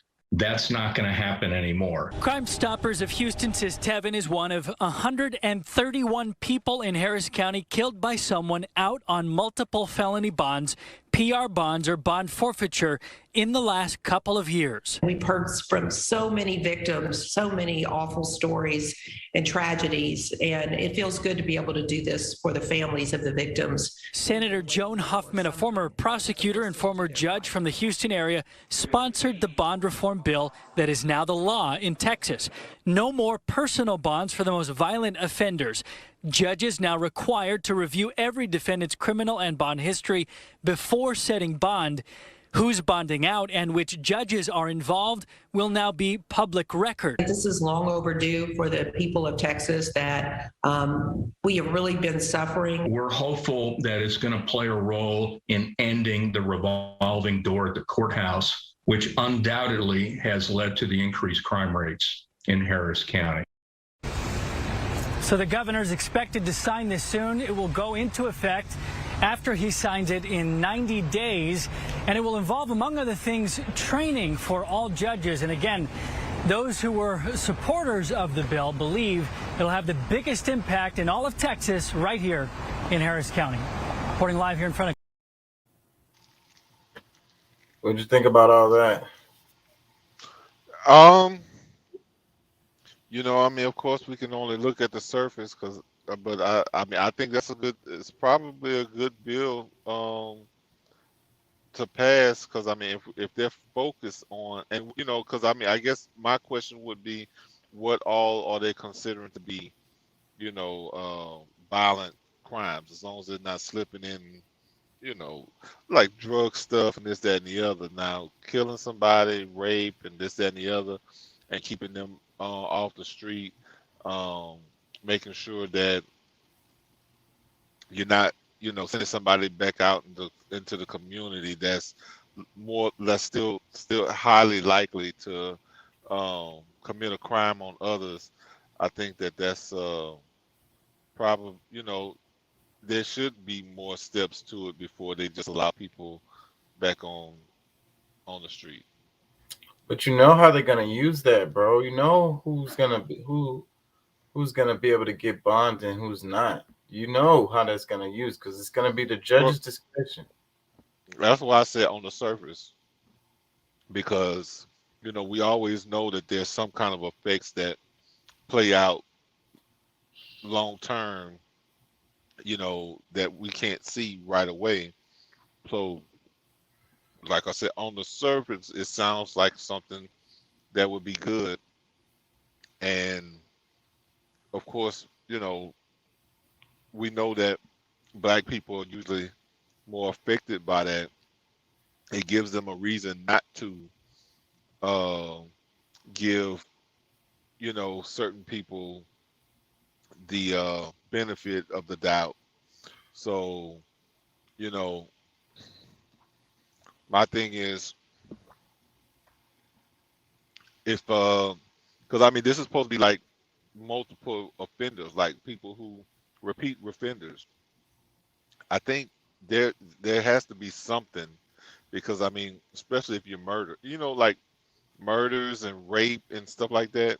Yeah, the system ain't right. It's all fucked up, and the bail bondsman system is just a ripoff. It's a for racket. the most part. Yeah, it's a racket. So you know that needs to be reined in completely, but it needs to be revamped. Just by saying they can't get a bond. What did they say? You can't get a bond if you got a bond before or some shit. If you did a felony or you did a murder, what it was it? It don't matter what the fucking rule is, because they just gonna use that shit how they want. Well, and that's the thing, because it is still looks like it's a very loose way for them to be able to make judgment. And I mean, you know, I guess for it to be a beginning, to be able to say that to move in the right direction. I think the idea may be right, but I think it's gonna still take some amending to truly get it right. Things that they, being able to put some stipulations on the judge on things that they can't do just based on whatever information. And you know I like I said, I really think that they have to kind of look at some things like that. um Not that I want to see really anybody go to jail, but those who seem to be repeat offenders, because I don't, what I'm saying, for me personally, I don't look at like drug drug crimes as being, if you get caught up with some drugs or something, I mean, look, y'all not leaving me any other options. So like what you expect? Like, look, let me get back out here, I'll pay my fines or whatever, and I'll play a part in your system. But at the same time, trying to keep people in jail behind things that is a systematic approach, that's crazy to me. But when you harming other people, that's when I have an issue. You know what I'm saying? Like if you are truly, you know, directly, because even indirect, you can try to blame drugs indirectly on harming people, but if you're not selling the kids, then people who are under the age of being able to decide for themselves, I don't have really an issue, because if you're dealing with other adults, they got their part they got to handle, and There's a lot of factors to this though, because you know how hard it is to fight your case from in jail, and how hard how much easier it is to fight it from the outside. If well, and what if you're being accused of something that you didn't do? They got you locked up. You can't get a bond. You can't get out to get to no lawyer. You got this damn court-appointed lawyer now or some shit. yeah. Now, I mean, and to me too, I mean, I guess there's also the idea that potentially they're not uh, guilty of, Exactly. yeah. So that's another factor that really makes it problematic, because you know if if you live in an area where there's a lot of high crime, maybe you have to defend yourself more often than the average citizen, and you end up in jail behind killing somebody. Yeah, I mean, that's a fine line in situations like that. So I really, that's a tough one, man, because I can see where it can be a lot of failures there, but you know I guess in order to be able to have true reform, there has to be a test. You got to kind of try different things to see where it works and where it's falling. Chick, you was talking about Trump a little bit, and you know what's crazy? Trump been in the news lately ever since the anniversary of 9/11, and then they kind of they was making Biden look weak and because Trump was all visiting the troops and all of this. I thought it was weird because why was he even in the news at all? Like he's not the president no more. Like what the because he hell? because he's gonna be he's this is the beginning of his campaign. That's what I'm saying. That's what I'm saying. Check this out. For the great people of our country, this is a very sad day. September 11th represents great sorrow for our country. Many things were displayed that day, including, most importantly, the bravery of our police, fire, and first responders of every kind. The job they did was truly unbelievable. We love them and we thank them. It is also a sad time for the way our war on those that did such harm to our country ended last week. The loss of 13 great warriors and the many more who were wounded should never have happened. Overall, 250 people were killed in Afghanistan last week, and so many more were seriously injured. We had $85 billion of the finest and most sophisticated military equipment taken from us without even a shot being fired. The leader of our country was made to look like a fool, and that can never be allowed to happen. It was caused by bad planning, incredible weakness, and leaders who truly didn't understand what was happening. This is the 20th year of this war and should have been a year of victory and honor and strength. Instead, Joe Biden and his inept administration surrendered in defeat. We will live on, but sadly, our country will be wounded for a long period of time. We will struggle to recover from the embarrassment this incompetence has caused. Do not fear, however. America will be made great again. This nigga is on TV again. Oh yeah. Oh, and you only gonna see him more and more. You know, it was already predicted that him losing the race that he would be back. But I mean, I only see that as him reiterating what a lot of people have been saying over the last month anyway. You know, like there's been plenty of senators and even, well, I hadn't really heard many generals or anything really coming out and talking against, you know, Biden, you know, unless it was in kind of a coded way where, you know what I'm saying, they're presenting certain facts that, you know, if you know, look, I'm about to be like Pusha T. If you know, you know. Look, the whole, you know, like, I mean, the people who are involved, like, they know where the buck stops or it's supposed to stop.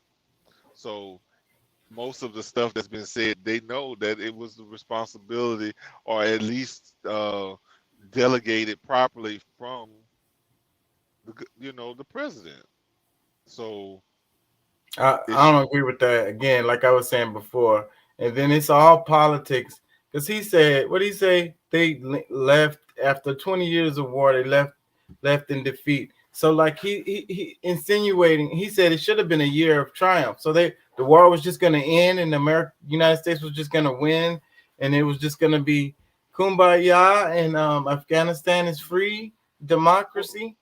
well, no, I mean, I don't. I mean, I don't necessarily see it quite that way because, you know, it was a decided. You know, it was something a planned. It was originally planned that they would come out, but where the defeat really exists is in the area of where, you know, you have, you know, citizens that's still there that they're trying to, you know, get out who they can as we speak, and leaving behind equipment that not only where it's a, you know, $85 billion worth of loss, but you've also allowed it to be a gain for the enemy.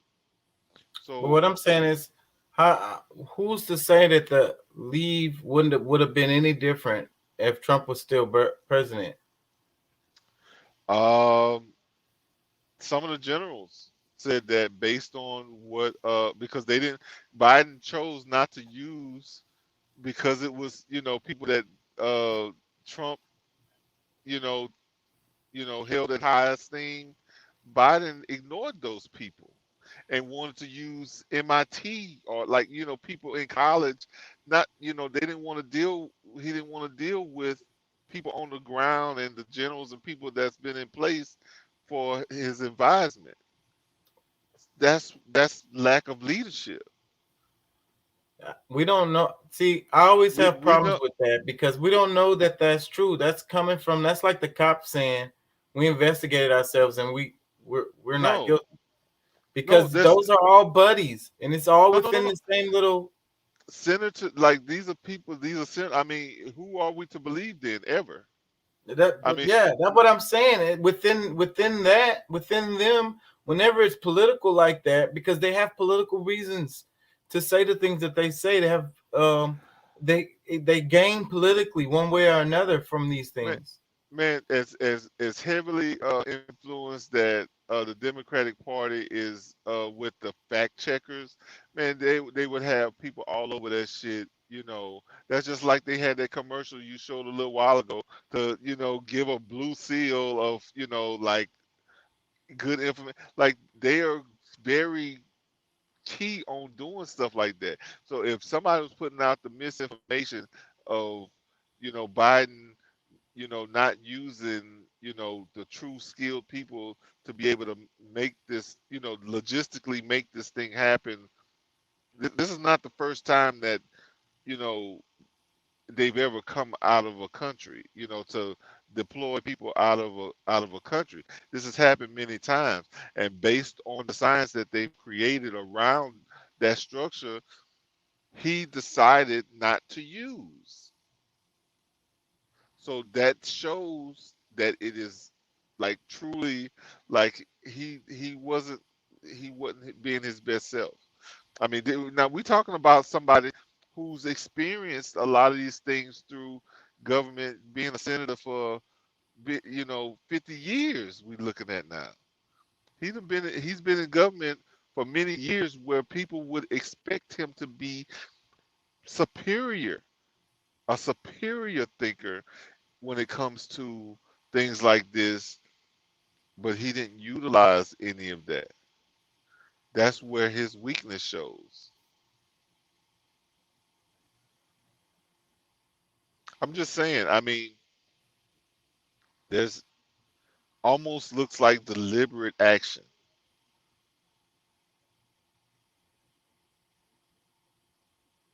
I mean, he can show competence in many areas, but then when it comes to other things, that's where, where it's more important, that's where you're falling short. Like you're not going to put as much time and, you know, interest, or at least be able to, you know, put that into the right hands, to make, what I'm saying, the most experienced hands, to be able to make sure that it goes through the best way it can go. Yeah, that's why a lot of people are screaming it. I mean, it's it really shows a lot to most people. Sound like you finna go vote for Trump when he run. I mean, I'm hoping that we have a better candidate. I mean, to run against him. But if it's Biden and Trump again, hell yeah. Oh man, I'm gonna sit out again if it's them two again. I can't do it. Well, no, I mean, I set out last time, and because I didn't have, like, honestly, like, I think it's better to vote for the lesser of the evils. You know what I'm saying? I'm really just like, what, I have so much to say about all these things, and you know I feel strongly about a lot of these things, so I might as well participate. I'm very into politics, and I sat out the Hillary Trump one too. Yeah. Now, and that's the thing. Like, I've actually sat out the last three. The last, the because I voted for Obama his first term.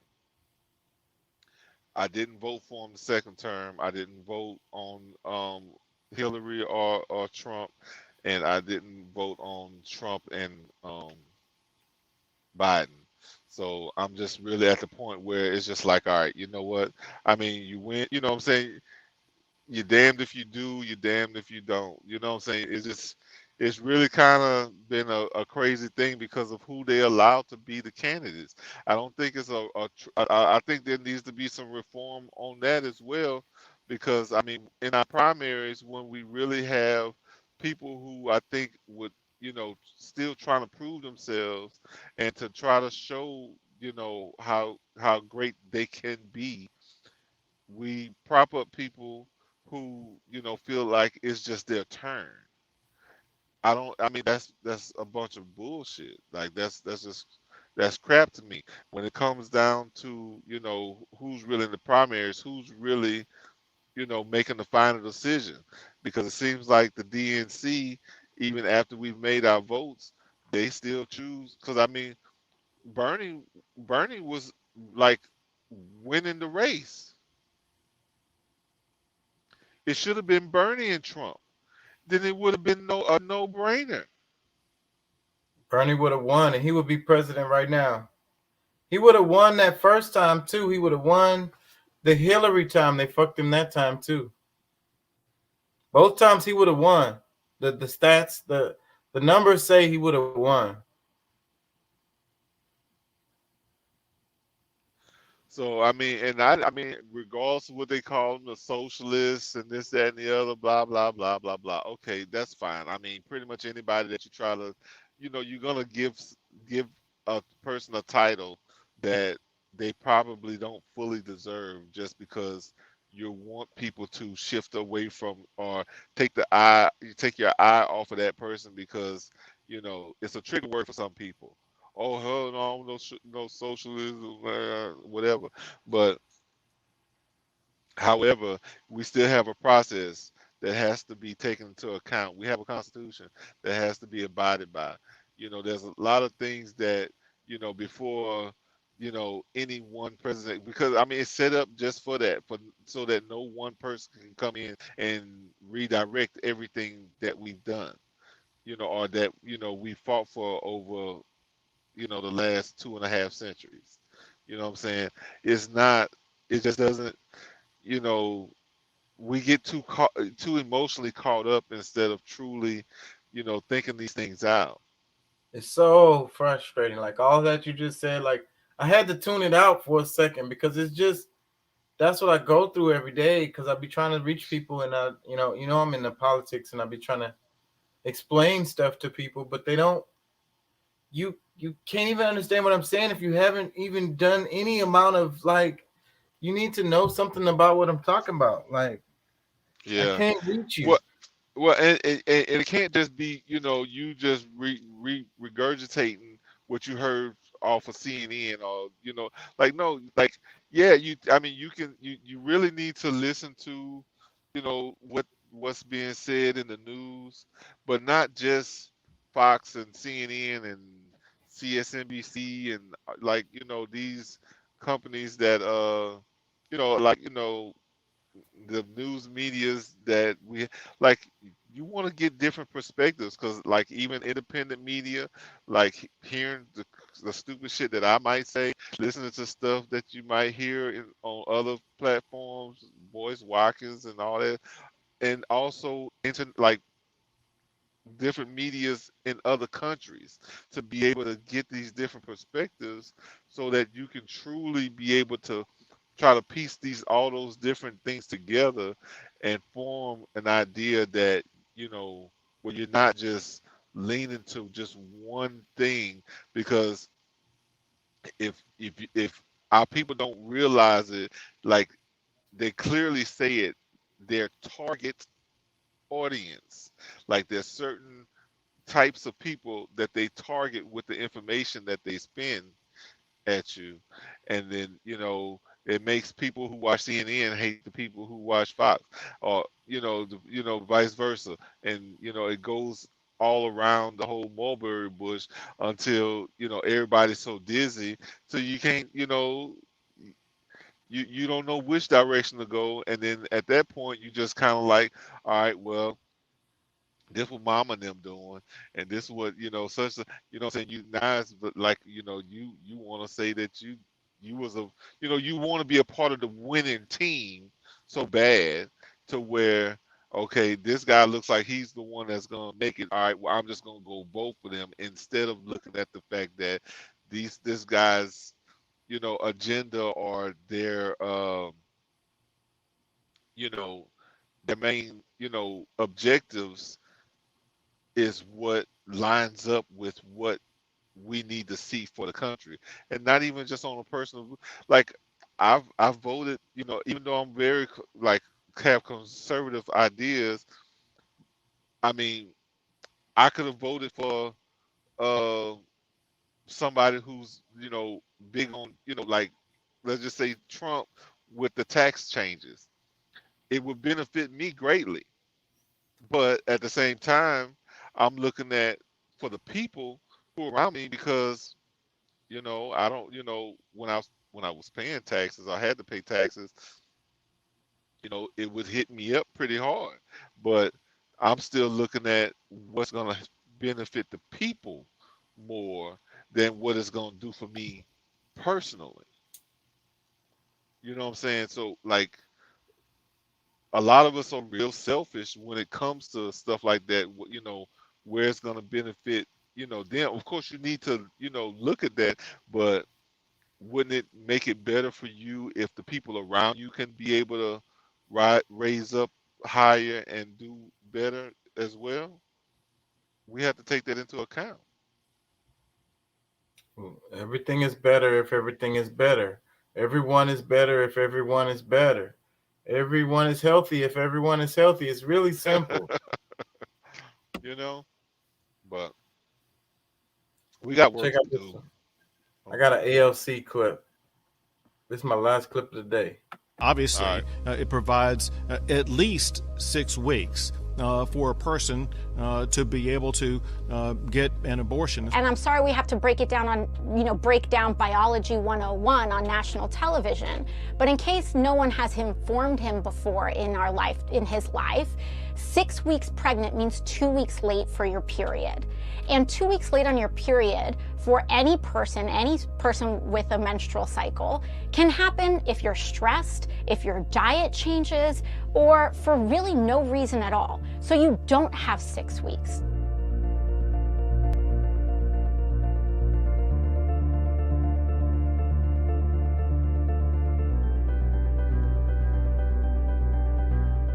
So we know that none of this is about life. None of this is about supporting life. What this is about is controlling women's bodies and controlling people who are not cisgender men. This is about making sure that someone like me as a woman or any menstruating person in this country cannot make decisions over their own body.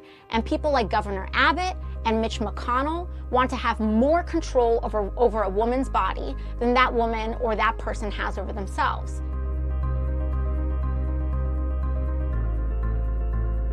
Let's make something very clear.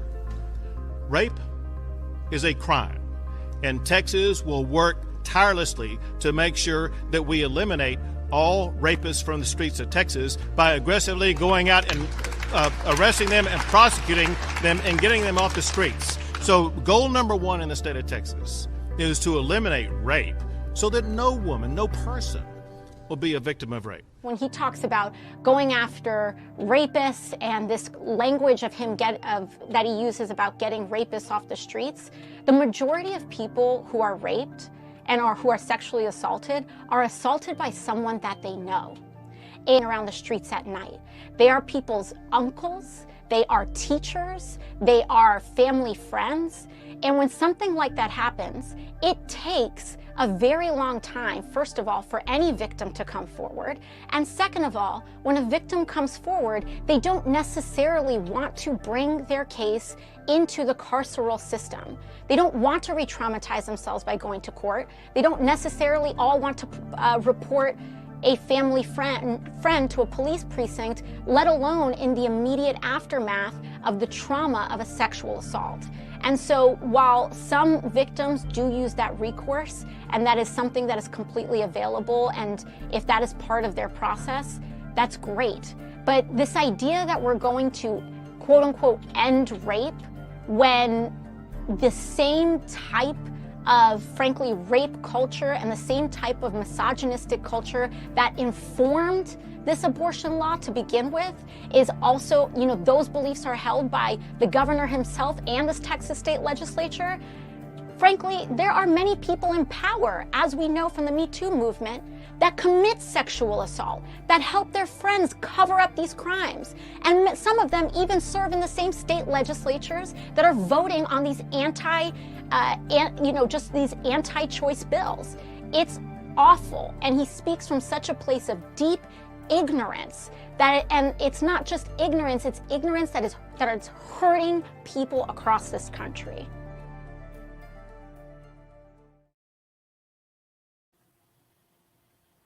What you think about that, bro? I mean, I think she's very spot on. I mean, I think that, she might be reaching a little bit by saying that, you know, they're trying, it's their whole, plan to just take the power from the woman. I just think that they don't really understand, truly get it to, that whole, because I mean, I always think that 6 week window is actually a really small window. And, if they're going to make some kind of, law against it, like it needs to be, you know, somewhat fair. Because I mean, if you're going into 2 months, 3 months, 5 months, like, because I know at one point they were talking about where, you can abort the baby all the way up to, the almost the time or like a week or two before the birth, which I think is ridiculous. Like, I mean, you held it that long, you might as well have it. But, in a period where you're setting the standards to where like it's barely even an embryo, or even if you know what I'm saying, like she was saying, like a menstrual cycle, like I've experienced it, like where, you know, you miss a whole cycle. Like with different women, some women may not have a period for 3 months, sometimes on a regular. So I mean, and I know people who are like that, or every other month, or like they're just not as regular as, the average woman is, and you may not know. So up until, like 8 weeks, 10 weeks, that you really find out that they're even pregnant. So it's like such a,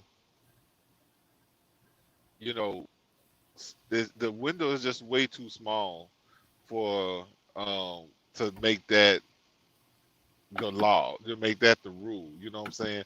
I don't know anybody who really know, unless they like really like they're trying to get pregnant and they're testing themselves, like all the time to, see if it's, they conceived or whatever.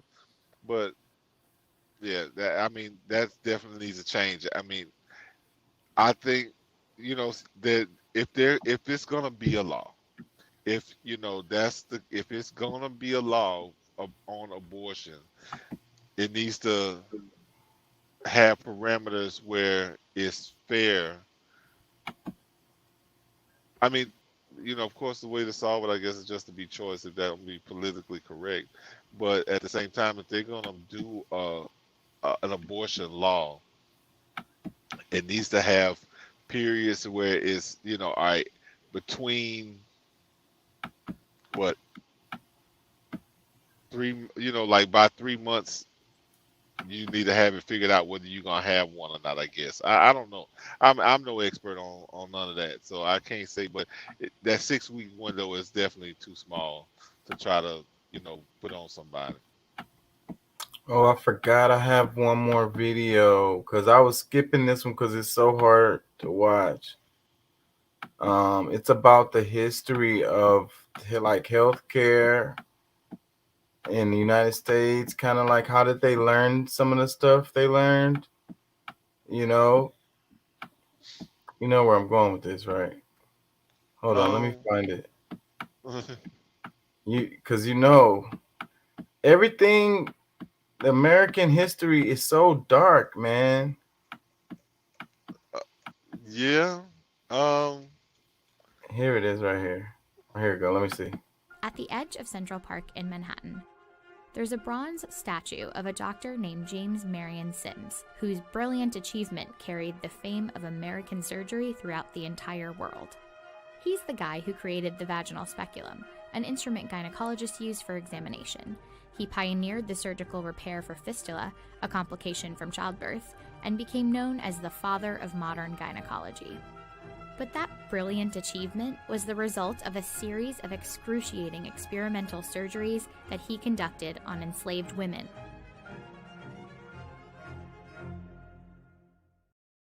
In a lot of ways, Sims epitomizes the story of American medicine for Black women. It's a system that's failing them to this day. From infant mortality to life expectancy, the racial disparities in healthcare are staggering. The gulf between black and white might be widest when we look at maternal mortality, with black women 3 to 4 times more likely to die in connection with pregnancy or birth than white women. And that divide can be traced back to doctors like Sims, who contributed to a long, largely overlooked history of institutional racism in medicine. Trying to understand a historical problem without knowing its history is like trying to treat a patient without eliciting a thorough medical history.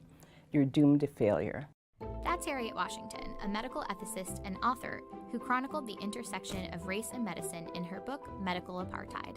While many of the stark racial disparities in healthcare can be attributed to environmental and economic factors like access to good healthcare, studies show that minority patients tend to receive a lower quality of care than non-minorities, even when they have the same types of health insurance or the same ability to pay for care.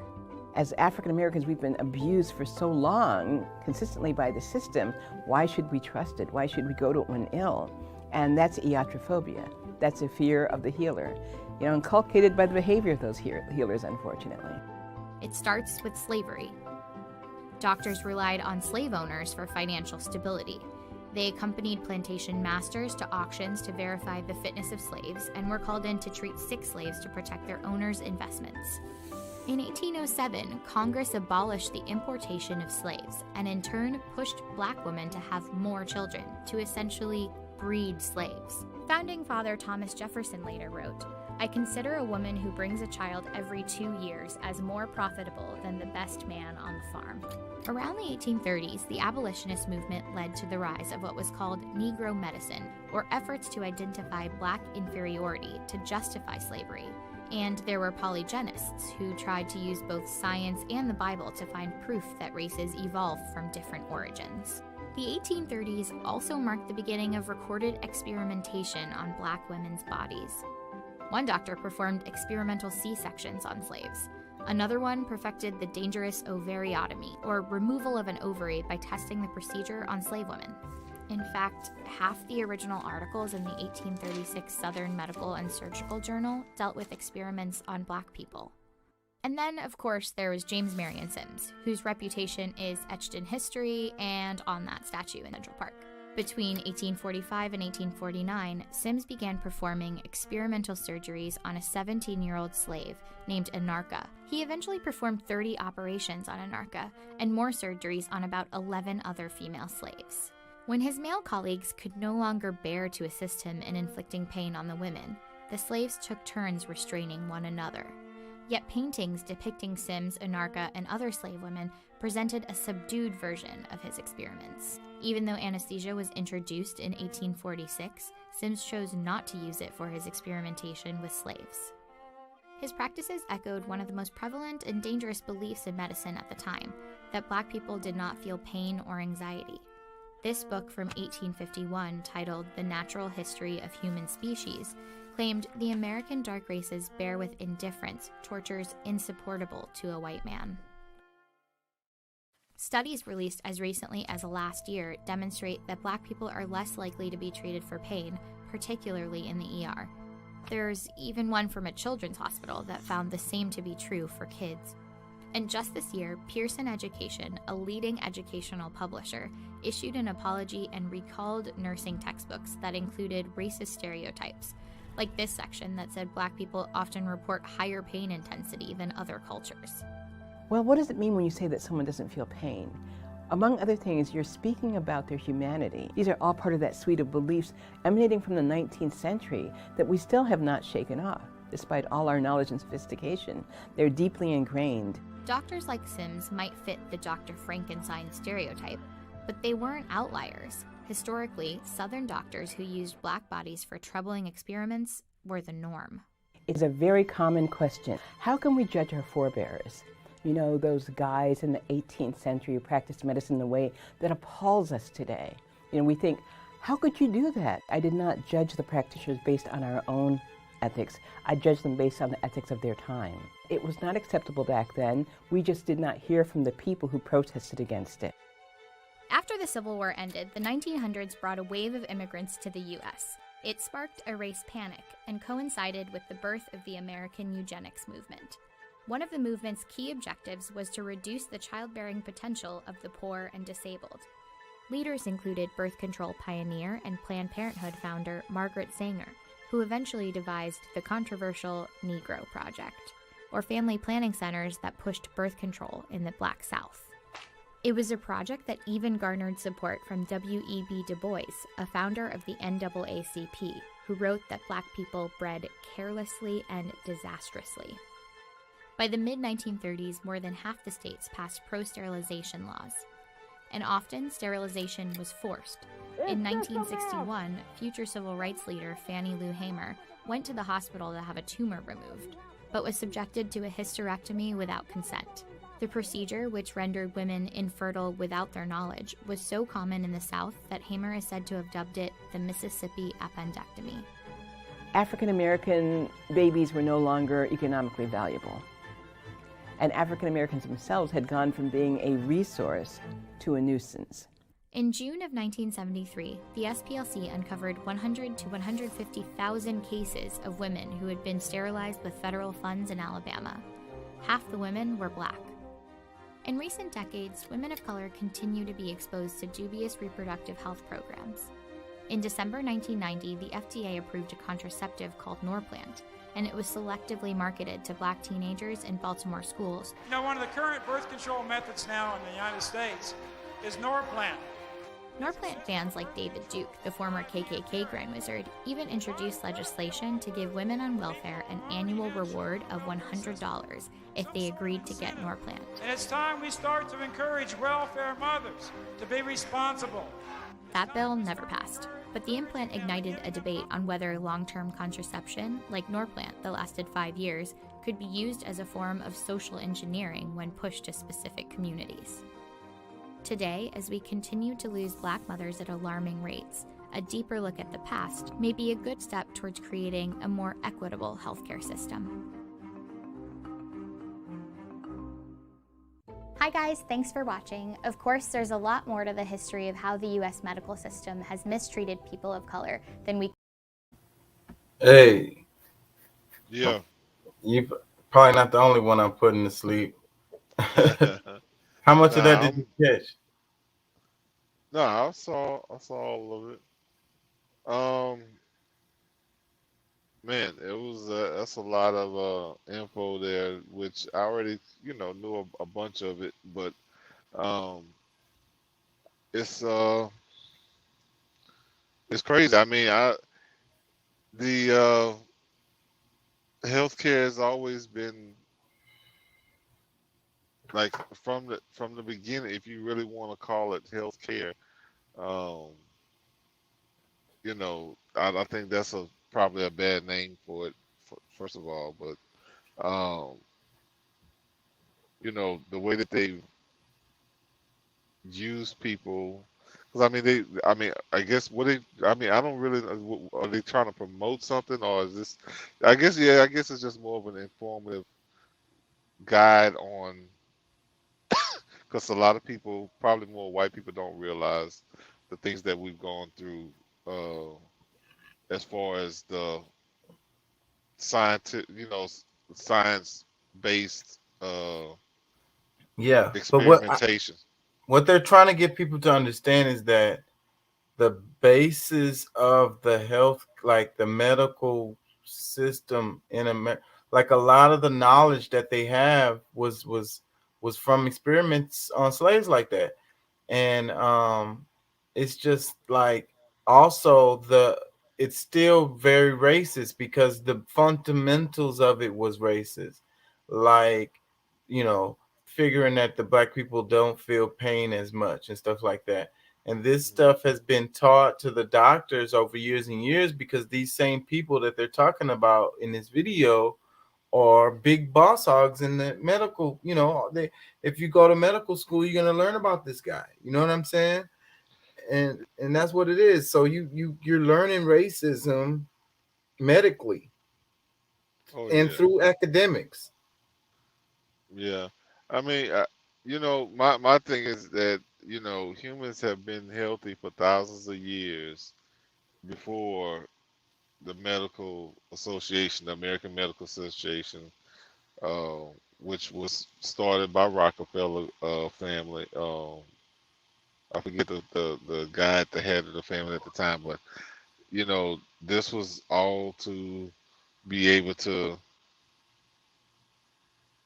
capitalize on people's health, and it wasn't always to the person's benefit, because just like there's studies like there's things that we like as humans have done for many like thousands of years, like I said, that this was a whole new thing, and they're experimenting in order to be able to capitalize on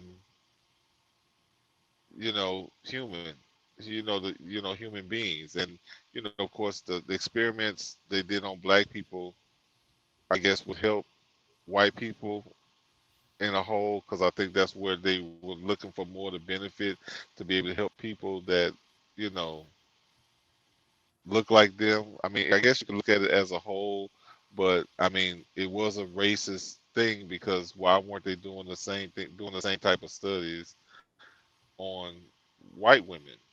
You know, And see, but see what you don't, what a lot of people don't understand, what a lot of people are get missing on this is that it causes the data to be off, skewed.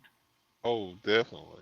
No, I realize. I mean, I definitely realize that, but because I mean, most people don't want to look at the fact that we're different. We're of course, like we're all we're human beings, but our is very complex. Like it's our biologies are different, so the medicines that we need may not be as good for white people, Mexicans, or whatever. Like there has And to that's what be, it is. That's yeah, part of the problem right there. Exactly. yeah. I mean there has to be different variations, and And that's the you know problem with some of the pharmaceuticals, because the testing wasn't done in a way to take there's no that in consideration. yeah, there's no one size fits all, and like that's the biggest problem with our quote unquote healthcare system, is that is for the melting pot we have here. It's so many different types of people, and even within the same, if we want to call different, say different races, there's variations within the same race. So it's it that's really a big flaw with it all, that we have to keep doing studies. And I think there's been different people to try to because like even with the eating for your blood type of thing, where I think a lot of that can probably be proved to be right, but a lot of it's going to be proved to be wrong. So we just have to. There's a lot of stuff that really needs to change. I Um, think that's what I'm gonna talk about in the next video, because I've been thinking about it for a while. It's kind of talk about nutrition, and because it's a lot of misconceptions and confusion. But because of me, I can't give people nutrition advice. But what I can do is I can compare it to early humans when we came out of the bush, you know? And what yeah, people don't understand is that modern humans, the way we live now, hasn't is really is really kind of new, as far it's as very new. I very, mean, very new. a So our hundred. bodies haven't adjusted as much to the our lifestyle that we live now. So I want to talk about in the next video is nutrition related to how you would be if you was in the bush, if you just came out of the bush, because then that will help you understand your body now. You know what I'm saying? Because we really haven't changed that much. We was in the bush not that long ago. Yeah, I mean, I think that what I found, a lot of people don't really know that certain foods grow in different seasons, because that's the best thing for you during that season. And if you That's what we're eat gonna. Yeah. That's what So I I want to talk mean, about, that kind of stuff, and how people get lost on the protein. And yes, protein builds muscle, but your body doesn't. Your body can't. Your body can't even uh break down all that protein. It can't even use all that protein. You can't even do it if you give it too much protein. That's the reason why you're supposed to consume things the way you're supposed to, with the certain proportions of protein versus the fats and well, so forth. and I mean, I'm willing to argue that. I mean, well, of course, you get, a lot of good protein from, meat, whether it's, eggs, chicken, beef, whatever. But a lot of it, you get proteins from fruits and vegetables as well. So, and probably healthier proteins because, like I said, if you're eating eating meat to cover all of your protein needs, you you're gonna be backed up. You know That's what I mean. Your body yeah, can't. Even in the powdered protein, your body can't. It can't metabolize that shit. You're just gonna shit and piss that shit right back out. yeah, because I Anyways, mean it really breaks down to different chemicals. You know what I'm saying? What's gonna allow these certain chemicals in your own body to to build it up. So I mean, amino acids, like some people even say, like protein is not even a real thing. If you look into, like I said, the amino acids, the you know, it's let's just say the chemicals that our bodies produce is what we call proteins. You know, but yeah, I want to break that down. So just to give you a heads up, so you can, I don't know, take some notes or bring some extra tidbits. So we're gonna talk about that. You're gonna be with me tomorrow, right? yeah, I'll be done what I'm doing. I'll definitely, yeah, I'll be able to, Yeah, lock that's in. one of the subjects. I don't know what the other subject is, but I've been wanting to do the nutrition type of thing, nutrition related to how doctors been educated and how everybody's miseducated on nutrition. Yeah. And it's gonna be something else too. I don't know what this something else is, but that's what it's gonna be. Well, that's cool. I go with the flow. I can only speak on what I know. So, I mean, I'll listen. And if I can add, I will. All right, man. I'm getting tired, bro. Thanks for your time, and thanks for everybody watching today. Me Yes, keeping sir. y'all up. I should call this the Insomniac Show because for the people who don't go to sleep at night. Yeah, that might be a good idea. I mean, is there a real name? Like, I mean, because I know it's, I see the I Chaka. don't have a name. That's what I was talking to my barber today, and that's what he was saying. You don't really have a name. Yeah, I don't really have a name because it's King Chuck ENT, but I need a name for the show itself. So Exactly. Because I mean, because when we come with other shows, or you bring, because I mean, you can always bring in, like, have other people that's coming in on other days that you're not in for as another show and build up the, yeah, I need a name for the show. I don't know. Can you help me come up with that? yeah. CBP Network, Insomniac Show or something. I don't know. We'll think about it. I mean, but I think, I mean, because I don't know if there was a show that was named that before. I mean, that's the part that, It like I probably said, was. Yeah, yeah. So that's why probably you was. had to kind of look into that part. Yeah. All right, man. Like I say all the time, appreciate your time and thoughts and opinions and stuff. Well, I didn't know you were so conservative. You talking about you gonna vote for Trump? I well, can't do well, it. I've always I've thrown in the disclaimers before that I'm a conservative liberal, and I'm a registered independent. So honestly, like I really, try to just I whatever I feel is the best, based on the information that I have, and the options that are available to make the best decisions based on that. So, and hey, I don't give a shit about either one of them. I just want them to do their job.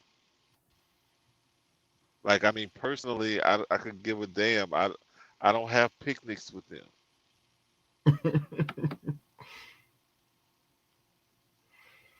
All right, man. Um, peace and love, man. Till tomorrow. Same. Yep. Peace.